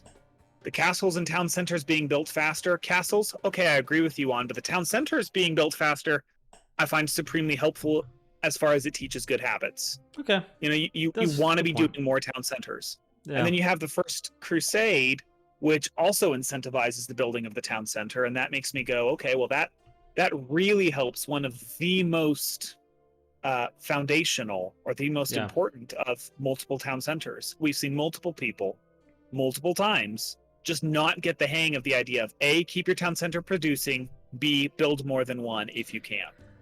That's a fair point. I like that a lot. I think the extra 100 stone helps a lot with that because again, you get up to the castle age and you go, hey, I want to build my other TC. Oh, wait a minute. You know, I've already spent stone. I don't have enough or whatever. I like it. So I think there are some pretty potent reasons why I won't say learning the game as the Sicilians is a good idea, but it's not a horrible idea. I'll concede that the faster town centers is actually a nice bonus. I maybe was seeing that too negatively. I agree. Yeah. It encourages building more TCs. That's a very good point. It's got some good habits. It's got some strong bonuses, and it's got some whole nother ball game in there. Yeah. I'm just gonna have to split the difference and put them in average. You know, where they actually belong, I'm sure there's a matter of some debate, but I think it balances out to average. Yeah, for me, it's just really what it is the 50% less bonus damage. I think can be very, very dangerous for learning the game because it just skews your understanding too much. With how units interact with other units. It's one of the most fundamental parts of the game. And I'm not complaining. Like, I think the Sicilians are a great civ. They work in the grand scheme of things, but for learning the game, Sicilians just... That one bonus just messes with the framework of how units typically interact with other units so much that... Yeah. I don't learn on the Sicilians. In my opinion, I think that's a bad idea. All right, next up we have the Slavs, a really fun civilization that I don't play enough. And I have not played this civilization since their little mini rework where Detonets came out, and that's a really fun bonus I'm looking forward to playing with. But then infantry and infantry and siege civilization, their farmers work 10% faster, they get free supplies, and their siege workshop units are 15% cheaper. Not to mention the team bonus, military buildings provide additional population room. I really like that team bonus.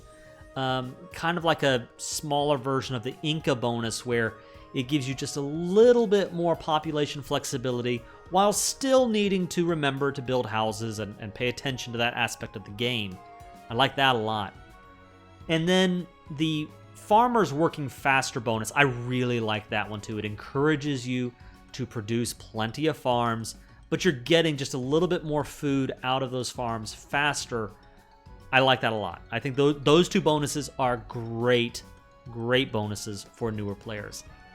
Having said that, we've got free supplies, which is nice if you're going to go infantry, but as we've mentioned several times in the series, infantry civilizations concern me, and I would be worried about players learning the game on an infantry civ. And then the 15% cheaper siege workshop units, I think you've said some things to this effect that most newer players don't really even build the Siege Workshop, and I would not prioritize the Siege Workshop as the first or most important tool to learn. I would rather you learn on even infantry before I learned on siege, and siege is kind of in the background compared to archers and knights and infantry. So the Boyars are a really fun, unique unit, but for me, I gotta put him in. I think I'm putting him in average. There are a couple bonuses I really like there, but I don't think that they're quite enough to overcome the other bonuses, which are, again, good bonuses for average players, but for newer players, they don't really do a lot for you. I'm gonna say average. Yeah, I do the average as well. Again, they're a good civ. They're a great civ, maybe. I'm not going to speculate on that at all, but I see nothing here that is supremely helpful to learning the game. Right. And I have not played them since their rework. The things that concern me, their eco is going to be, I won't say it's hard to balance, but it's going to feel different. Your infantry is going to be food and gold. Your siege is going to be wood and gold, assuming you're doing that. You don't really have, I suppose you do have some archers, but you don't have great archers. I don't see anything compelling here as far as learning the game. And that's that. All right, good deal. Next, we have the Spanish, which I think, Hiram, may be your favorite civilization in the game. It's got to be up there. I see you play the Spanish all the time. I used to play the Spanish a lot. They used to be my favorite. I've kind of gotten away from them a little bit. Mm-hmm. I do like them a lot. Mm-hmm. Well, why don't you go ahead and open us up on this one? What do you think about the bonuses and how they fit into this tier list? So, their builders work 30% faster, and I like that a lot. That helps you in nomad maps, getting your town center up faster. That helps you in average games. If you get housed, you can get yourself, by which we mean run out of population room and have to build houses quickly so that you can keep your production going. That helps you get out of that really quickly, and I think it's one of, I don't know if I'd call it understated, because it's pretty widely regarded as a strong bonus, but it would be easy for a noob to overlook its significance, and I don't think that should be the case. One of the old strategy guides, back when you had to buy them in the store, said, and I quote, "The Spanish should be able to win the game on this alone." And I think I don't know that that's true, but it's at least got an element of truth into it. Blacksmith upgrades don't cost gold. I like this a lot as well. I've talked about the balance in the economy and the messing with the economy, but for the Spanish, I don't think this messes anything up, because you're going to have to be on gold anyway. You're just going to have to be. But the ability to get your blacksmith techs without pushing back, at least on the gold count, you're advancing up to the castle age, or being able to put out a military just a little bit faster, a little bit stronger, I think that's a really good upgrade for a noob.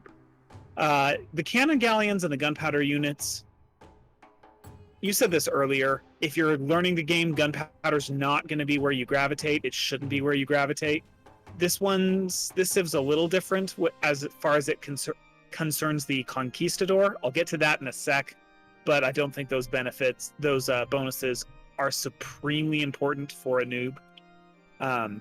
Obviously, their team bonus, trade units, well, that only helps if you're in a team game, and I'm going to leave that aside for now. And it is one of the best team bonuses in the game if you are playing a 2v2, 3v3. So that's nice. If you're learning with a friend, there's a little feather in your cap there too, but we're assuming that you're doing a 1v1. So that wouldn't do anything for you in that situation. So a couple problems I have as far as they learn the game. I've talked a bit about flexibility, and the Spanish have, I believe, if not the worst, some of the worst archers in the game.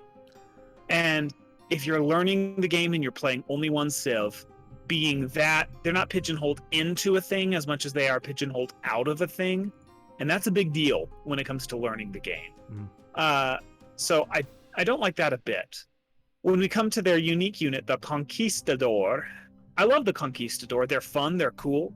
They're like a cav archer with a gun. What's not to love? Right. So that's fantastic. But you're either microing them or you're not. Microing them is hard because of their long animation time when it comes to firing and their That's inherent true. inaccuracy. That's true. So that takes its own finesse. And I don't think that's something that, when you're learning the game, should be of the utmost importance. I think it's a great thing to come into later. But at the beginning, when you're learning, and I'm not even just talking utter noob learning, I'm talking about learning different builds, learning what beats what, learning what to go in. Conquistadors are fun, they're cool, and they're tempting to be like what you do every time, kind of like Right. we talked about other civs. And I don't think that's supremely helpful. And I don't think it, within its mechanics, because of its animation, its inaccuracy, is also supremely helpful. I will also say, so we have their bonus, builders work 30% faster. That's phenomenal, except the Spanish don't get treadmill crane.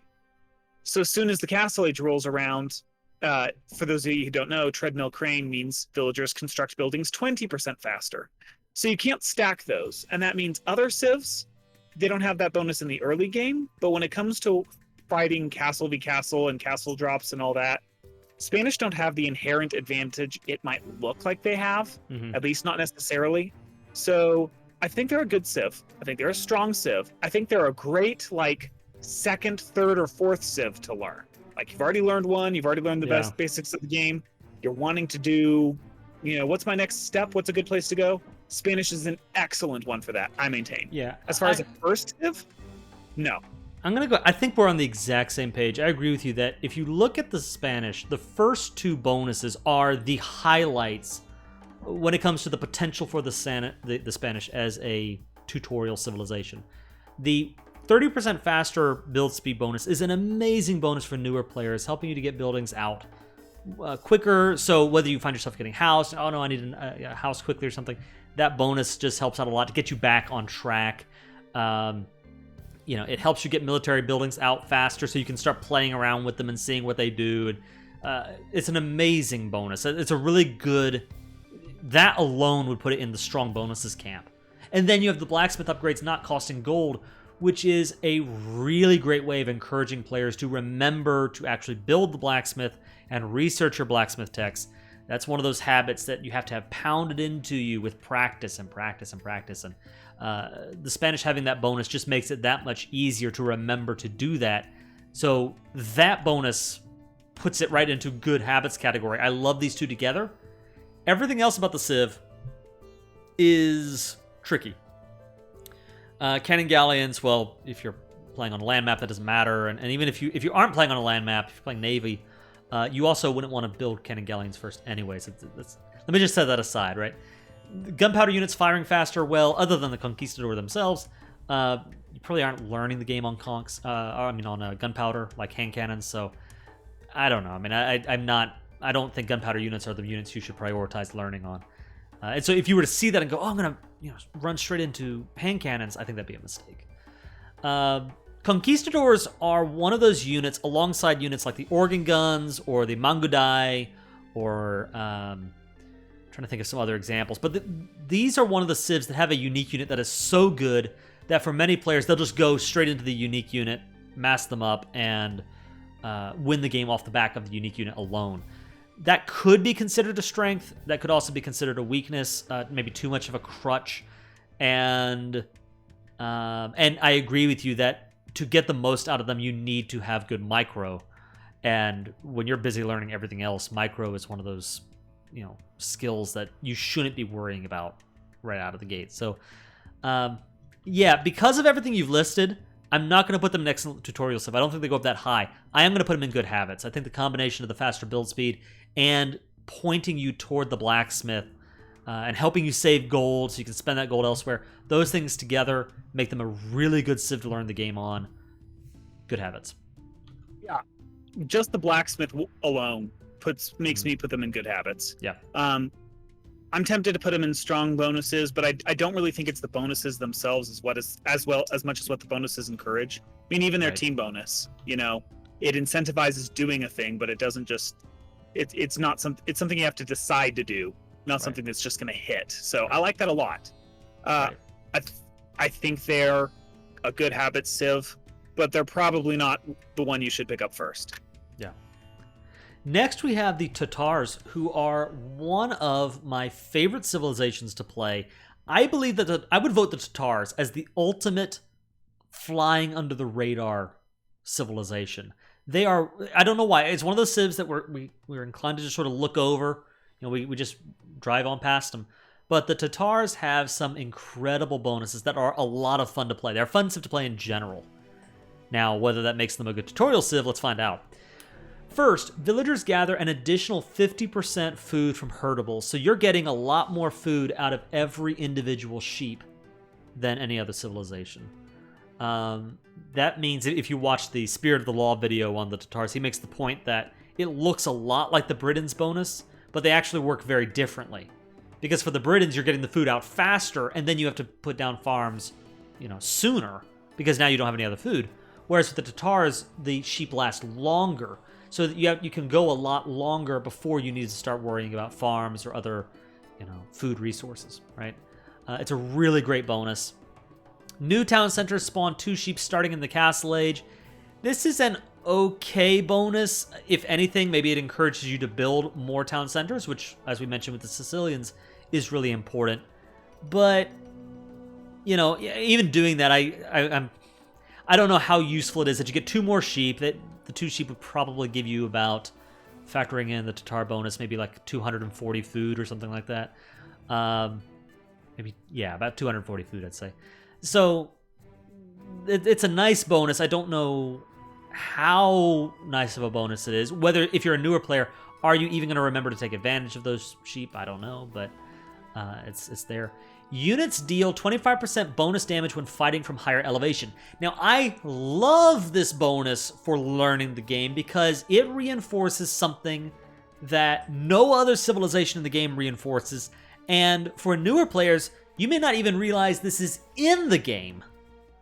And that is the importance of elevation. So if you have units that are fighting on a hill and they're shooting down at an enemy on the bottom end of the slope, you're up above them, you deal 50% more damage to them, and they deal 50% less damage to you. Do I have my numbers right on that? I think it's 50 and 50. I think so. Yeah, anyway. I think so. Yeah, so I'm sure someone will leave a comment if I'm wrong. But you'll deal more damage to them if you're on top of the hill and they're at the bottom of the hill. And they'll deal less damage to you if they're on the bottom of the hill and you're on the top of the hill. And the Tatars highlight that and reward you for positioning by giving you even more damage if you're paying attention to the hills and the clefts and the crevices of the map. That is a really awesome skill to learn. Tatars will help you learn that. And then you have Thumb Ring and Parthian Tactics for free, which is a really nice bonus. It makes your archers and your cav archers way more effective. If anything, I would be a little concerned that getting Thumb Ring for free might confuse you on just how effective archers are out of the box. Normally, you have to get up your archer mass, and then you have to research a couple of important technologies, and Thumb Ring would be one of them. You need to research that technology in order to get your archers to that next level. With the Tatars, they're just that much more effective right out of the gate. I would be concerned it could be teaching you a bad habit, but at the same time, maybe just learning the strength of archers by themselves is good enough. I think, Silk Armor is a really nice unique tech for newer players, just giving your light cav, step lancers, and cav archers additional armor. I really, really, really like this civ. I hope I'm not being biased, but I think the combination of the good bonus from the extra sheep, it gives you more flexibility and more time before you have to start worrying about farms, so your eco has a little bit of flexibility, and then them teaching you about elevation. I've got to put them all the way up in good habits. Yeah, definitely good habits. I have to say, one of the things I like a lot about them is their siegecraft. Mm-hmm. Their plus trebuchets +2 range. And I have to confess, I have never once used a flaming camel, so I can't speak to their efficacy. Yeah. But a trebuchet with extra range it's not just nice, it's the right kind of nice, especially when learning the game. It makes trebuchets feel a little bit more like a trebuchet should, which is this giant artillery piece without breaking the mold of the game. So, and pretty much everything as far as their bonuses go, like you say, kind of pushes you to doing stuff you should be doing already, with the exception of Thumbring and Parthian tactics, but okay, I'll overlook that. Yeah, it might push you a little bit more towards archers, and it might cause a little bit of confusion there when you switch to somebody else, but not too much. So good habits for sure. All right, good deal. Next, we've got the Teutons, and these guys are so near and dear to my heart. When I started playing the game on Age of Kings, and I don't know that I even had. I think I had the Conquerors. I think I bought it as a jewel set, so I think I had Kings and Conquerors at the same time. But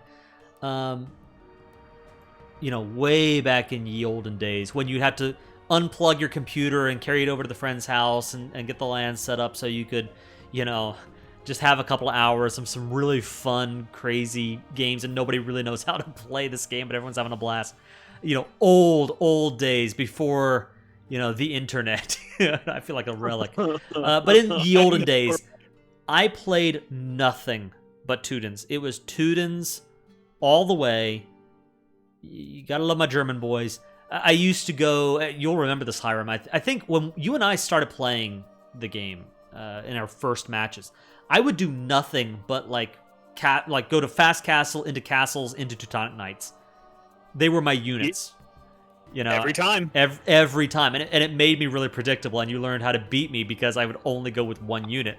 It was that made me realize, hey, maybe I should actually learn this game a little bit, and do more than just one unit. There's no such thing as an I win button in Age of Empires. So, I love this civilization. If we're looking at and so I learned the game on the Civ, and so I feel like that maybe gives me a little bit of a bias as far as their suitability for learning the game, because I learned the game on them. And like you mentioned earlier, I forget the Civ you picked on, but for me it was the same kind of thing where I think because I learned on the Teutons, where they don't really have the best archer line in the game, and there are different aspects that I'm not good at. For me, it took me a long time to actually learn how to play archers. And it took me a long time how to play these certain strategies and strengths that the Teutons are not good at, because I would play nothing but Teutons, right? So, with my confessions out of the way, let's talk about the Teutons here and what they've got. They're an infantry civ. Monks heal from twice as far away. Towers garrison twice as many units, and I think the town center does too. Yeah, town center has an additional plus 10 garrison space. Murder holes and herbal medicine are free. Farms cost 40% less wood. Barracks and stable units gain an additional melee armor in the Castle Age, and then another one in the Imperial Age. Their units resist conversions, so they're not converted nearly as quickly. This is a really strong civilization, and I think a good civilization to learn the game on, because all of these bonuses help you learn different aspects of the game and give you some flexibility. Learning how to use monks to heal your units, Teutons help you do that a little better. Defensively, being able to garrison more villagers in town centers, being able to garrison more villagers in defensive towers, right? Those are really nice defensive sorts of bonuses. Being able to, right out of the gate, as soon as you hit Castle Age, your towers and castles can, you don't need to research murder holes in order for castles to defend themselves from units at the base. That is a really, really helpful bonus for newer players. Herbal medicine, allowing them to heal up, units heal inside the castles faster. That's a really nice bonus. The barracks and stable units having additional melee armor gives them just that much more survivability and the ability to fight melee versus melee battles. And it's just a nice bonus that newer players can lean into to give them a little bit more efficacy that I think is nice. Not to mention the Teutonic Knights are really cool. The units resisting conversion means that if you're going up against a player using monks, you're given a little bit more time to either kill the monk or retreat, whatever you got to do. You have more flexibility to respond to that. So all of these bonuses are really nice for newer players.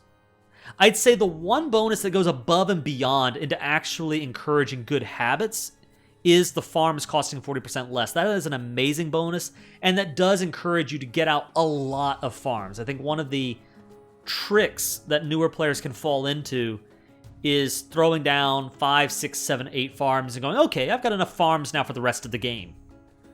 And a bonus like this encourages you to say, wait a minute, maybe I should keep going and keep going and keep going. And by the end of the game, you should have something like 40, 50 farms, in your base. So massing up farms, even in the middle of the game where you need, 16, 20 farms, that's important. And I think that does encourage a really good habit.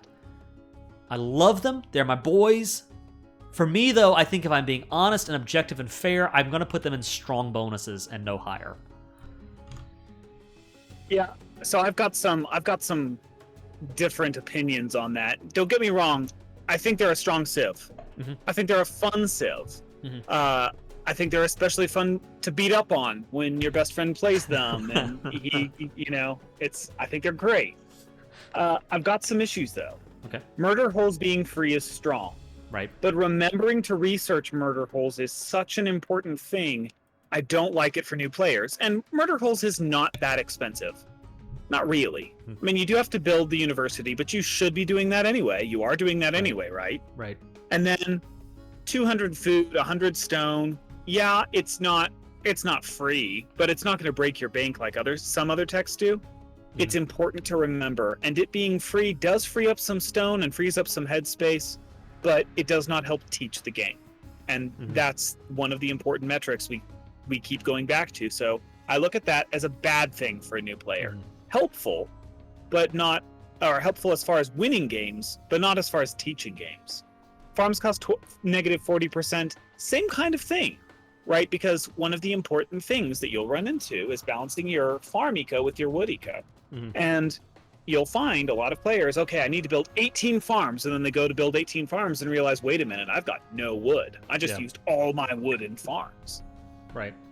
This was more true in previous expansions, back when you had like the reseed and other stuff like that. So it's less true now, but still, yeah, your farms are cheaper. That means you can get by, you can fudge it a little bit when it comes to how many farms you can support versus how much wood eco you have. And I think that's good as far as a mechanic goes. As far as a teaching though, it absolutely makes it harder to learn how many farmers you can support on this many lumberjacks, and I don't find that helpful. Little other things, crenellations. I didn't even talk about the unique techs. Let me just jump in real quick with those. So Ironclad gives your siege weapons extra melee armor, and crenellations gives your castles additional, like +3 additional range, and garrison infantry are allowed to fire arrows, which normally they can't do. So I think that these two techs, I'll just add in quickly, these two unique techs kind of fit like with all of these other bonuses, where they do a really great job of sort of giving you a little bit of extra space, a little extra leeway, freeing up some attention to say, oh, my siege is being attacked, I have a little bit more time to respond to my rams getting attacked by knights or whatever. Crenellations means, my castles can defend themselves against even bombard cannons, everything short of trebuchets. So it gives you a little bit more leeway, frees up a little bit of space. But go ahead and tell me what you think. So I think that one of the things you have to learn first as a noob is how strong castles are, and then how weak castles are. Because in the beginning, if you've not done it before, probably not, but you might overlook a castle. I doubt it, but you might. Once you realize how strong they are as a lockdown mechanic, it can be tempting to just base everything you've got around the castle and neglect offensive military. Right. And when it comes to the Teutons, especially when it comes to the Templar wannabe unique unit, they're yeah, I said it. You know what? You need to be doxxed. I am now suggesting all of my subscribers utterly destroy Hiram of Tyre. How dare he mess with our most favorite of caped boys, the Teutonic Knights. Teutonic Knights for life. Their capes are phenomenal. They're still Templar wannabes. So disliked, unsubscribed, ratioed. Anyway, go ahead. I can tell. Of all of the side roads that we could walk, this is perhaps one of my favorites. So anyway, when it comes to the Teutonic Knight, they have this slow but strong playstyle. And I think the Teutons are good with that, but we've seen it when we have done casting of noob games. One of the things that you have to develop is the killer instinct. Right. Okay, they're weak, they're vulnerable, go in and kill them. Kill them all. Right. And the Teutonic play style, not just the knight, but when it comes to crenellations, when it comes to the Teutonic knight, when it comes to a lot of their stuff, it's got this like slow steamroller vibe that that detracts from the ability to generate the killer instinct. And so I kind of put them with the Spanish. They're a strong civ. They're a powerful civ. They are a great second civ, but probably not a great first.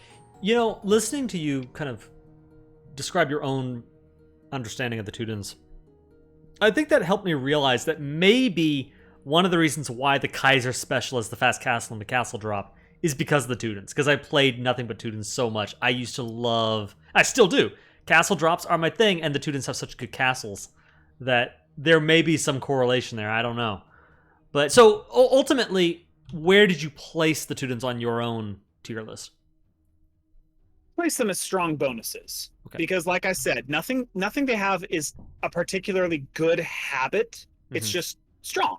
And it is a good second civ. You know, once you know, okay, I need this many on food or on wood to put down that many farms, you do that and suddenly you go, hey, I've got wood, I can do stuff. Right. Or you can start learning how to leverage the cheaper farms. Like, it becomes an intelligent decision at that point rather than just something that happens.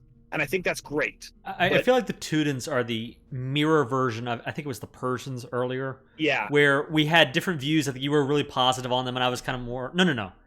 Was it Persians where... Yeah, I was kind of down on them and you were really positive. Okay, so it's the same sort of thing where we sort of have different analyses, because I like the bonuses. I think they're really good for new civs. So almost all of these bonuses help you kind of free up mental headspace in a way that I don't think breaks the game. So I think they're positives. And then the farm bonus, I think, teaches a good habit, although I definitely know what you're saying about maybe it's too good of a bonus. And you're kind of more down on them, but ultimately we find ourselves in exactly the same place, putting them in strong bonuses. Right. Yeah. We did the same thing with, was it the Poles? Or did we put them in the same place? I don't know. I put them on difficult player appreciate. Yeah, okay. Yeah. All right. Down to our final three, looking at the Turks. Their gunpowder units have 25% more hit points. Researching gunpowder techs costs 50% less, and chemistry is free. Gold miners work 20% faster. The light cavalry line gets an additional pierce armor. And their light cav upgrades are free. And then gunpowder units are created 25% faster. So I like the faster gold miner bonus. That's a really nice one. That helps. But everything else about this civ is saying, go gunpowder. And one, I don't think that you should be learning gunpowder as a newer player. I don't think gunpowder is the unit to go for. I don't like that. On top of that, kind of sort of a version of the Britain problem, where do I go longbow or do I go archer, right? Archer line. Do I go hand cannons or do I go janissaries? When do I do that? Which one do I go for? I find that part to be confusing. They have really nice scout cav, light cav lines. So that's pretty cool. But everything else about this civ, I think that it requires a lot of understanding to figure out how to use these bonuses. So I would put them... I don't know that it ruins the experience unless you see these bonuses and go, oh, I gotta get hand cannons or I gotta get janissaries, and so you just rush up to the castle age, you rush up to imp and start. They're a good civ, but I'm debating between putting them on difficult to play and average. I think I'm gonna put them on average. They don't really give you a lot to help you learn the civilization outside of this late game, free chemistry, cheaper gunpowder techs, better gunpowder. Oh yeah, and you get better scout cav too. I'm gonna say average. Yeah, I put them in a whole nother ball game, and I think they're the only civ that I'll put here that doesn't have like a game-changing mechanic, like the Feitoria or the Eagle Warrior villager problem that the Aztecs have, because they are good if you already know what should happen and understand what you're going to have to do. Since you don't have good trash. Your skirmishers are horrible. Your spearmen, you have skirmishers and spearmen. You don't get pikemen or halb. You don't get elite skirmisher. So you're already functioning without trash. You can do that if you know what to do. Yeah. But you would better know what to do, or you're going to find yourself in a heap of trouble. That's a very, I didn't even think to mention that, but you're right. The Turks are infamous for having really, really bad trash units, and if you're just learning the game, that's not a good thing. So they might be a good second civ, although I don't think I'd go even that far. Yeah. They're fun later. They're strong later. When you're learning the game, I say absolutely do not. Or at the very least, they're a whole nother ball game. Like, if you're really into it, go for it. But it is not normal AoE you will be learning. You know what? I'm going to make... I had already put the Turks on average. But I forgot about the trash. The trash units being like they are. And for that reason alone, on top of the fact that their whole play style is, a very late castle, Imperial Age, rush, which is just unusual. For that reason alone, I'm actually going to make the one and only change to my selection and move them down to difficult to play or appreciate. Which, again, is not to say that the Turks are a bad civ. They're a lot of fun to play, but I do think that if you're just learning the game and you don't already have an affinity for the Turks, it's better off to leave them in your back pocket for a little bit, wait till you get some experience under your belt, and then start playing and experimenting with the Turks. All right. Our penultimate civ, the Vietnamese. And Hiram, do you want to go ahead and take this one? Sure. So, I have not played a lot of Vietnamese. Mm-hmm. I do think that they have some unique things that are helpful. Their enemy positions are revealed at the start of the game is, I think, a great bonus for new civs. Mm-hmm. Not only because it removes the difficulty of... Right. I'm sorry, new civs. Or new players, not new civs. I don't know why I said that. Not only because it removes some of the difficulty of the early scouting, but it will, over time, give you an instinctive feel for about where the enemies will spawn in. And that is great. That is phenomenal for learning the game. Yep. It'll teach you to do things like, during your initial scouting rush, when you don't know where they are, still scout them without losing your scout itself. Like, it is super important. It's super great. I don't think, for learning the game, I don't think that could be overstated. Yeah. Economic upgrades cost no wood. Again, this is helpful without being game breaking. Okay. You can still do your initial build just like you should be doing anyway.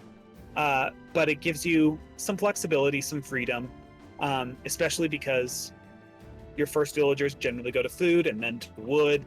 So if you're a little slow getting your economy going, well, then your wood is going to be one of the things that lags behind the longest, at least until you get up to the next stage.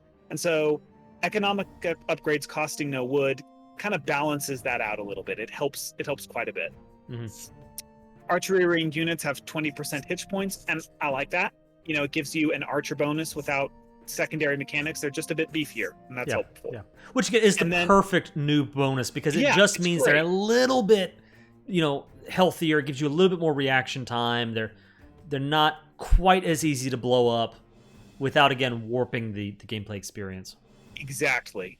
And conscription being free, that's also super helpful to the noob. Conscription is an important technology when it gets to the spamming the army phase, but if you forget it, it's not going to be the end of the world. So not learning to get it in the beginning is something you can deal with later. And while you're learning the game, one of the biggest mistakes a noob makes is only putting down, say, 1 or 2 archery ranges or stables or whatever, and then trying to produce all of their archers from those 1 or 2 buildings. And it helps make up for that a little bit. That is a mistake. That's not something you should be doing. But conscription being free won't take all the pressure off, so you should still learn to do it, while still freeing you up to learn other things in the meanwhile. They're unique. Some of their unique things, though, I think they make it a little tricky for a civ, or for a noob. One, battle elephants, 100% hit points, or 100 hit points. Again, we've talked about elephants. I don't think buffing elephants is great for a noob or great for somebody learning. I just don't. Mm-hmm. So I tend to just skip over that. You probably shouldn't be building in elephants at least for a while. So paper money, I've not done the numbers on how that plays out. It's a relatively new tech. Yeah. I haven't played the Vietnamese since it came out, so I can't really answer to that. I find it helpful overall. I think it's about equivalent to the Burgundian farmers' gold tech. I think it's going to be helpful overall. The danger is going to be, hey, I generate gold from wood, so I don't need to do gold mines, right? Right? No, you definitely still do. No. Helps. So, but I think the rate is slow enough to where you're still going to definitely be putting down gold mines anyway. Yeah. So I don't think that's a bad thing. The problem I have the biggest problems I have, beside the battle elephants, is the Imperial skirmisher and the Rattan archer. Mm-hmm. You mentioned this problem as like the Britons being the quintessential civ. Do I go longbow? Do I go arbs? The Rattan archer is an anti-archer archer. Now they're not only anti-archer. Right. They do respectively against infantry as well, but they're kind of their big thing is that they're strong against archers and infantry versus just infantry. Right. They're kind of an anti-archer version, like the Genoese crossbowman is an anti-cavalry archer. This is an anti-archer that's also an archer. So yeah. So number one, that breaks that. And the other thing is, as a team bonus, you get the Imperial skirmisher upgrade, which increases the strength of your anti-archer, your standard anti-archer unit. Yeah. And I think that's good. I think it's a good bonus, but I think it can force that conundrum. Do I build Rattan archers or elite skirmishers? Do I build Rattan archers or Imperial skirmishers? Mm-hmm. And it adds a third question you have to ask yourself into the middle of that equation, which is just not helpful. I don't know. Everything they've got indicates, good things, good habits at least. I don't see any game-breaking mechanics. I'm a little leery of putting them at the very top just because I haven't played with them since paper money was introduced, and I've got a hard time saying, yeah, absolutely, perfect learning civ, when I haven't played them as they currently are. But looking at it with the feel of their lineup, I don't think that paper money is the biggest difference one way or the other. It helps. It's better than the old paper money, but I don't think it's really that big a deal. I'm going to put them in good habits at least, maybe high learning potential. Here's my thinking. I agree with you that I agree with you on almost everything you said. And in particular, I agree with you on the difficulty of the unique unit, because I have a problem with civilizations that force you to go, wait a minute, should I build the unique unit or should I build the generic unit? I mentioned that with the Turks. I mentioned that with the Britons. I mentioned that with the Lithuanians. The Vietnamese are maybe the only civ where it kind of goes two ways. You find yourself asking, wait a minute, should I go archers or Rattan archers? And then you're also saying, wait a minute, should I go Rattan archers or skirmishers, depending on the situation in the game. And those are some difficult calculations, especially for a newer player to make. And I think it would be better to learn a civilization where you're not having to quite make those nuanced sort of decisions out of your civ. So for me, I think that the unique unit alone also, that alone keeps it out of the very top of the rankings. Then there's, and this is where I disagree with you on, is the conscription aspect. For me, I'm going to take maybe the other side of the coin from what you said about the Teutons and their murder holes. I actually think that this might be worse than the Teutons and the free murder holes, because the difference there is, if you learn the game on the Teutons and you're benefiting from the free murder holes, you think this is great, and then you switch over to another civ, you're going to learn pretty quickly, hey, wait a minute, why are my castles not actually firing down at those knights attacking them at the base? And you're going to realize, oh, there's a technology I've got to research that I didn't have to because I was playing the Teutons. You'll figure it out pretty quickly. Conscription, if you get used to using conscription and then you switch over to another civ, you may not even realize that you're missing that bonus. They're just maybe in the back of your mind, you'll be thinking, things are a little bit slower than they used to be. I don't know why, but it won't stand out to you that you're missing that conscription tech, and it'll be harder to recognize this is a technology you need to research in the Imperial Age. So I think those two things keep it out of the top rung. Having said that, everything else that you mentioned, the enemy positions revealed at the start of the game is huge. It helps you build so much intuitive knowledge. It doesn't just help you in the individual match, but it helps you develop really good habits of intuiting and understanding where your opponent might be, where his town center might be. It will help you avoid losing your scout at the beginning of the game, which I have done so many times, and I still do so many times. It's the absolute worst. It's like a magnet. I'll just send my scout right under the enemy TC. The Vietnamese bonus will help you develop habits to avoid that. I love that bonus a lot. The economic upgrades costing no wood, I think I agree with you that it's a nice bonus without being overwhelming. The archer range units having extra HP means that they're just a little bit tankier, so it gives you a little bit more reaction time. They're a little beefier. Kind of like the Teuton bonus with the extra armor. It just helps out a little without being overwhelming. Overall, other than the things I mentioned, they are a great, great beginner civ. As long as you're okay dealing with this issue of where should I use the Rattan Archer, and I think the best thing to do if you're a newer player is just to ignore the unique unit. Just focus on your really great archers and your super great skirmishers, like normal.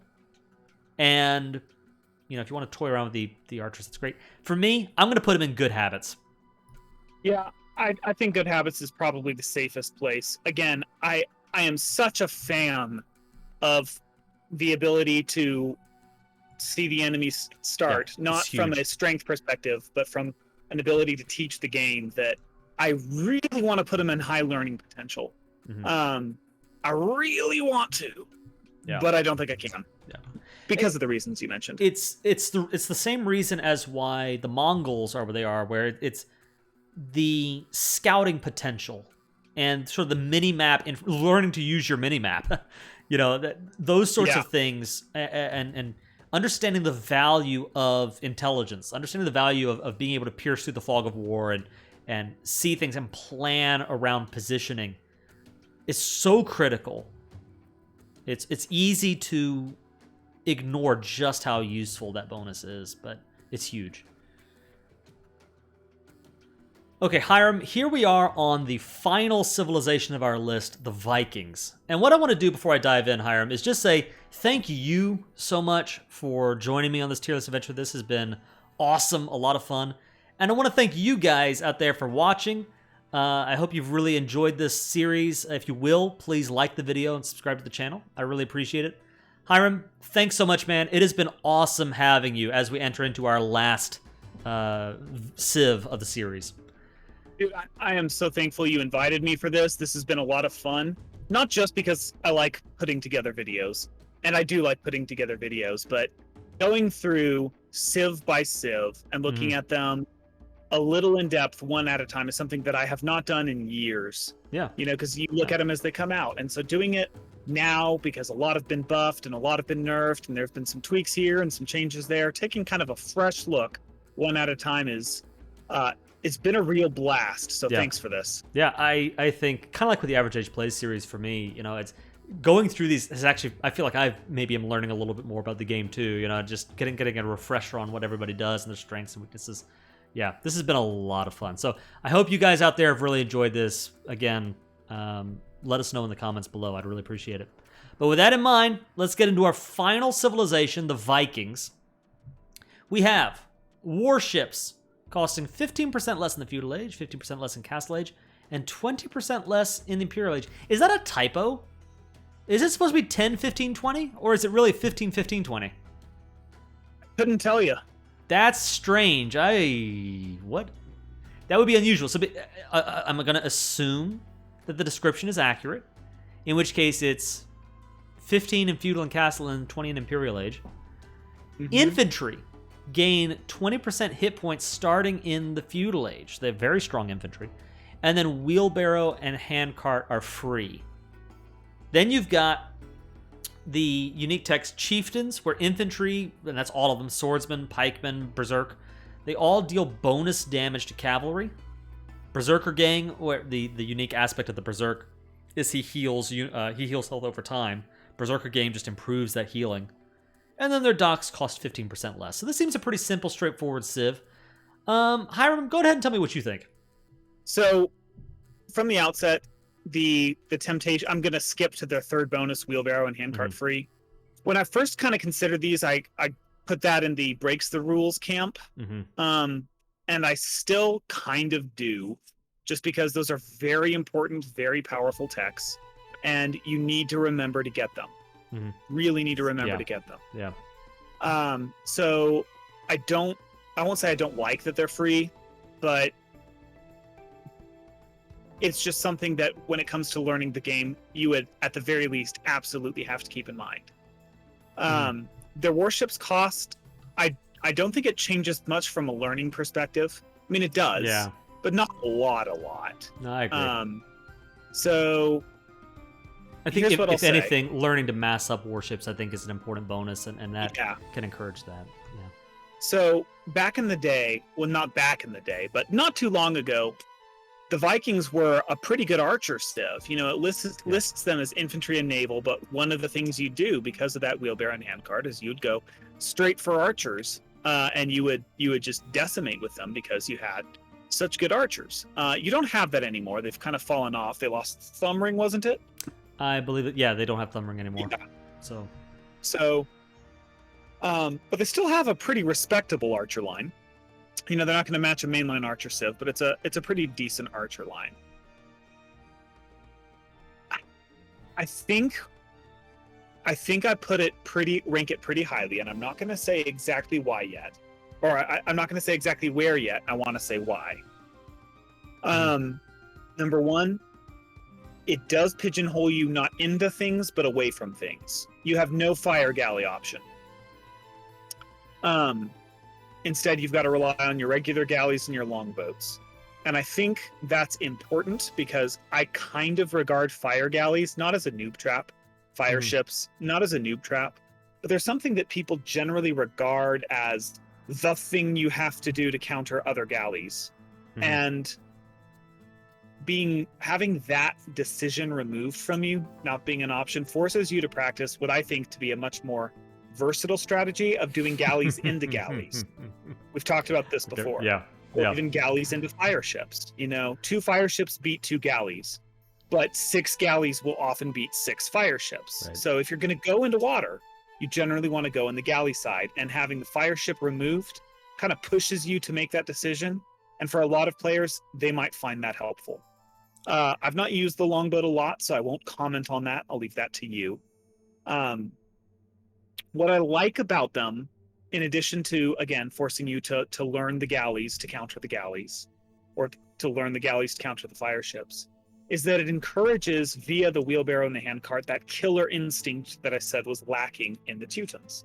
This isn't commenting on the strength of the civ, just on what it forces you to do.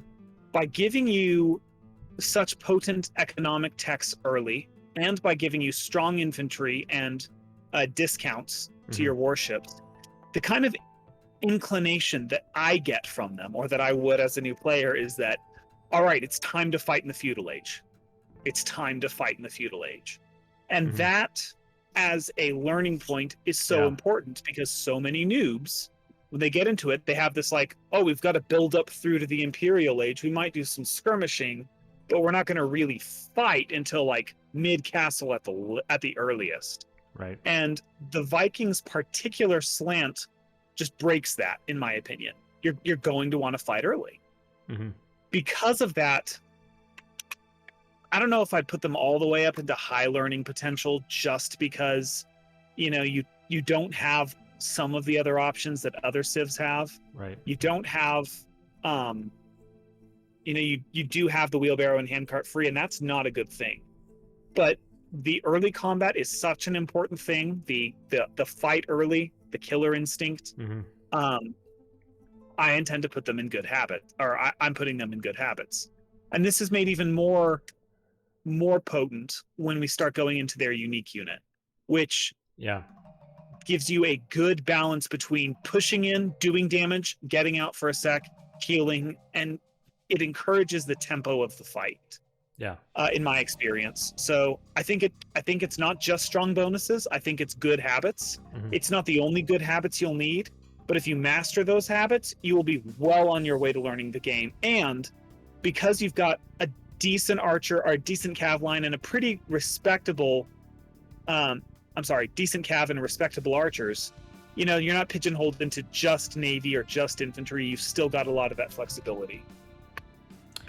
Yeah, you make a good argument. For me, when I was going through the list here, what jumped out to my mind, whenever I think Vikings, first thing I think of is the free wheelbarrow and the free handcart, which is a really nice bonus for, you know, moderate players. You know, knowing that you don't have to waste the town center time researching those techs.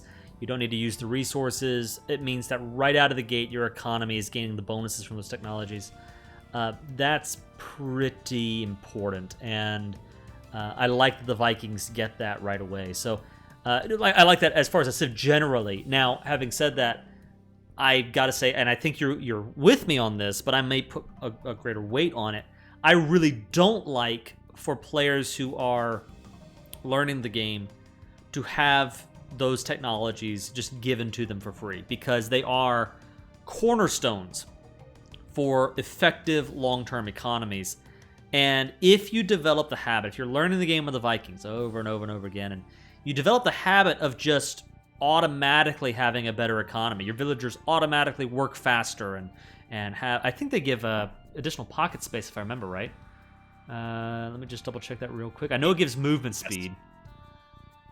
And yeah, let me see. Workers are more efficient by moving 10% faster and carry 25% more resources. So right out of the gate, my units can carry more, they can move faster, and that's true for wheelbarrow. It's true again for handcart. And you get into the habit of playing the game and going up the ages without ever having to research these techs that are critical. It's not even like murder holes or conscription, or, you know, it's not just a good idea, but it is absolutely essential that you pick up these techs in most games. I won't say every game, but in most games, you need to get these technologies eventually. And with the Vikings, I would be worried about the habits you would be picking up playing them. The infantry having additional hit points is a good bonus. It's nice for exploring infantry, and I little hat tip to what you said earlier.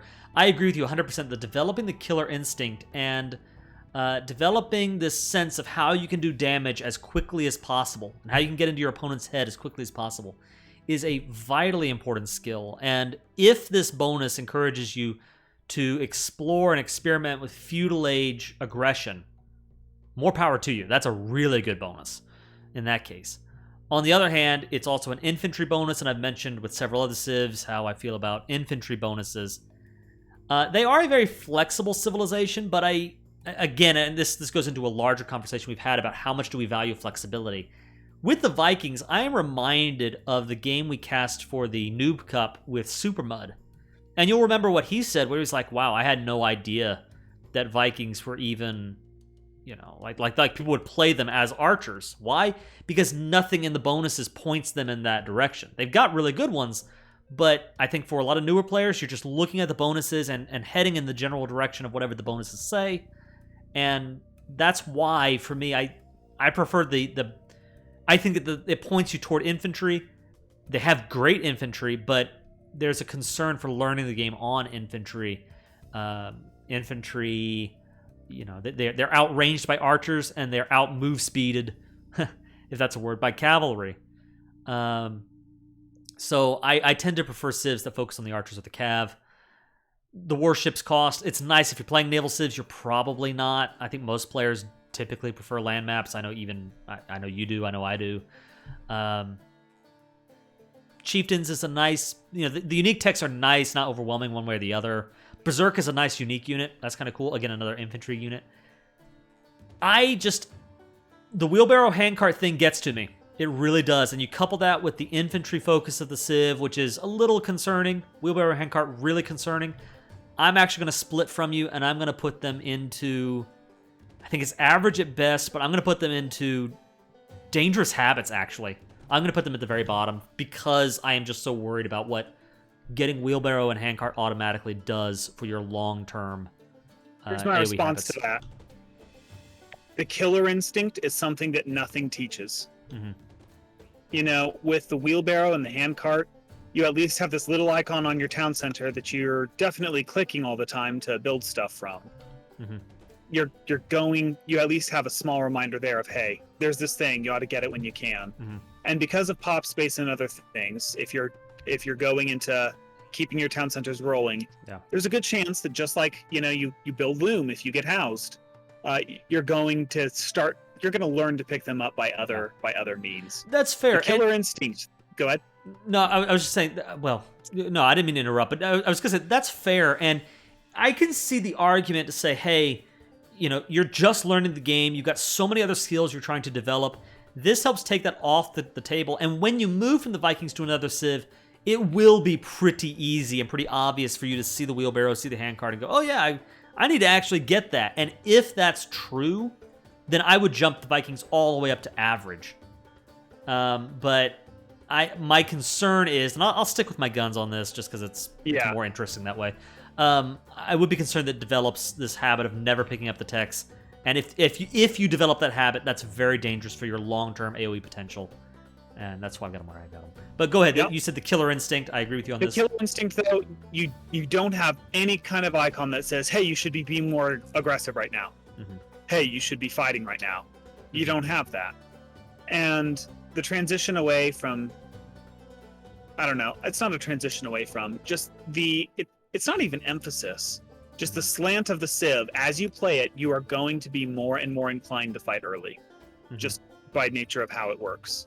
Because of that, I put the development of the killer instinct a much higher priority than I put the development of the get wheelbarrow instinct. And so I stick by my guns or my longboats as well. Oh, I forgot to even mention that. Yeah, the duel between you and I continues even into the tier list video on fire galleys versus galleys. I should have known that was coming.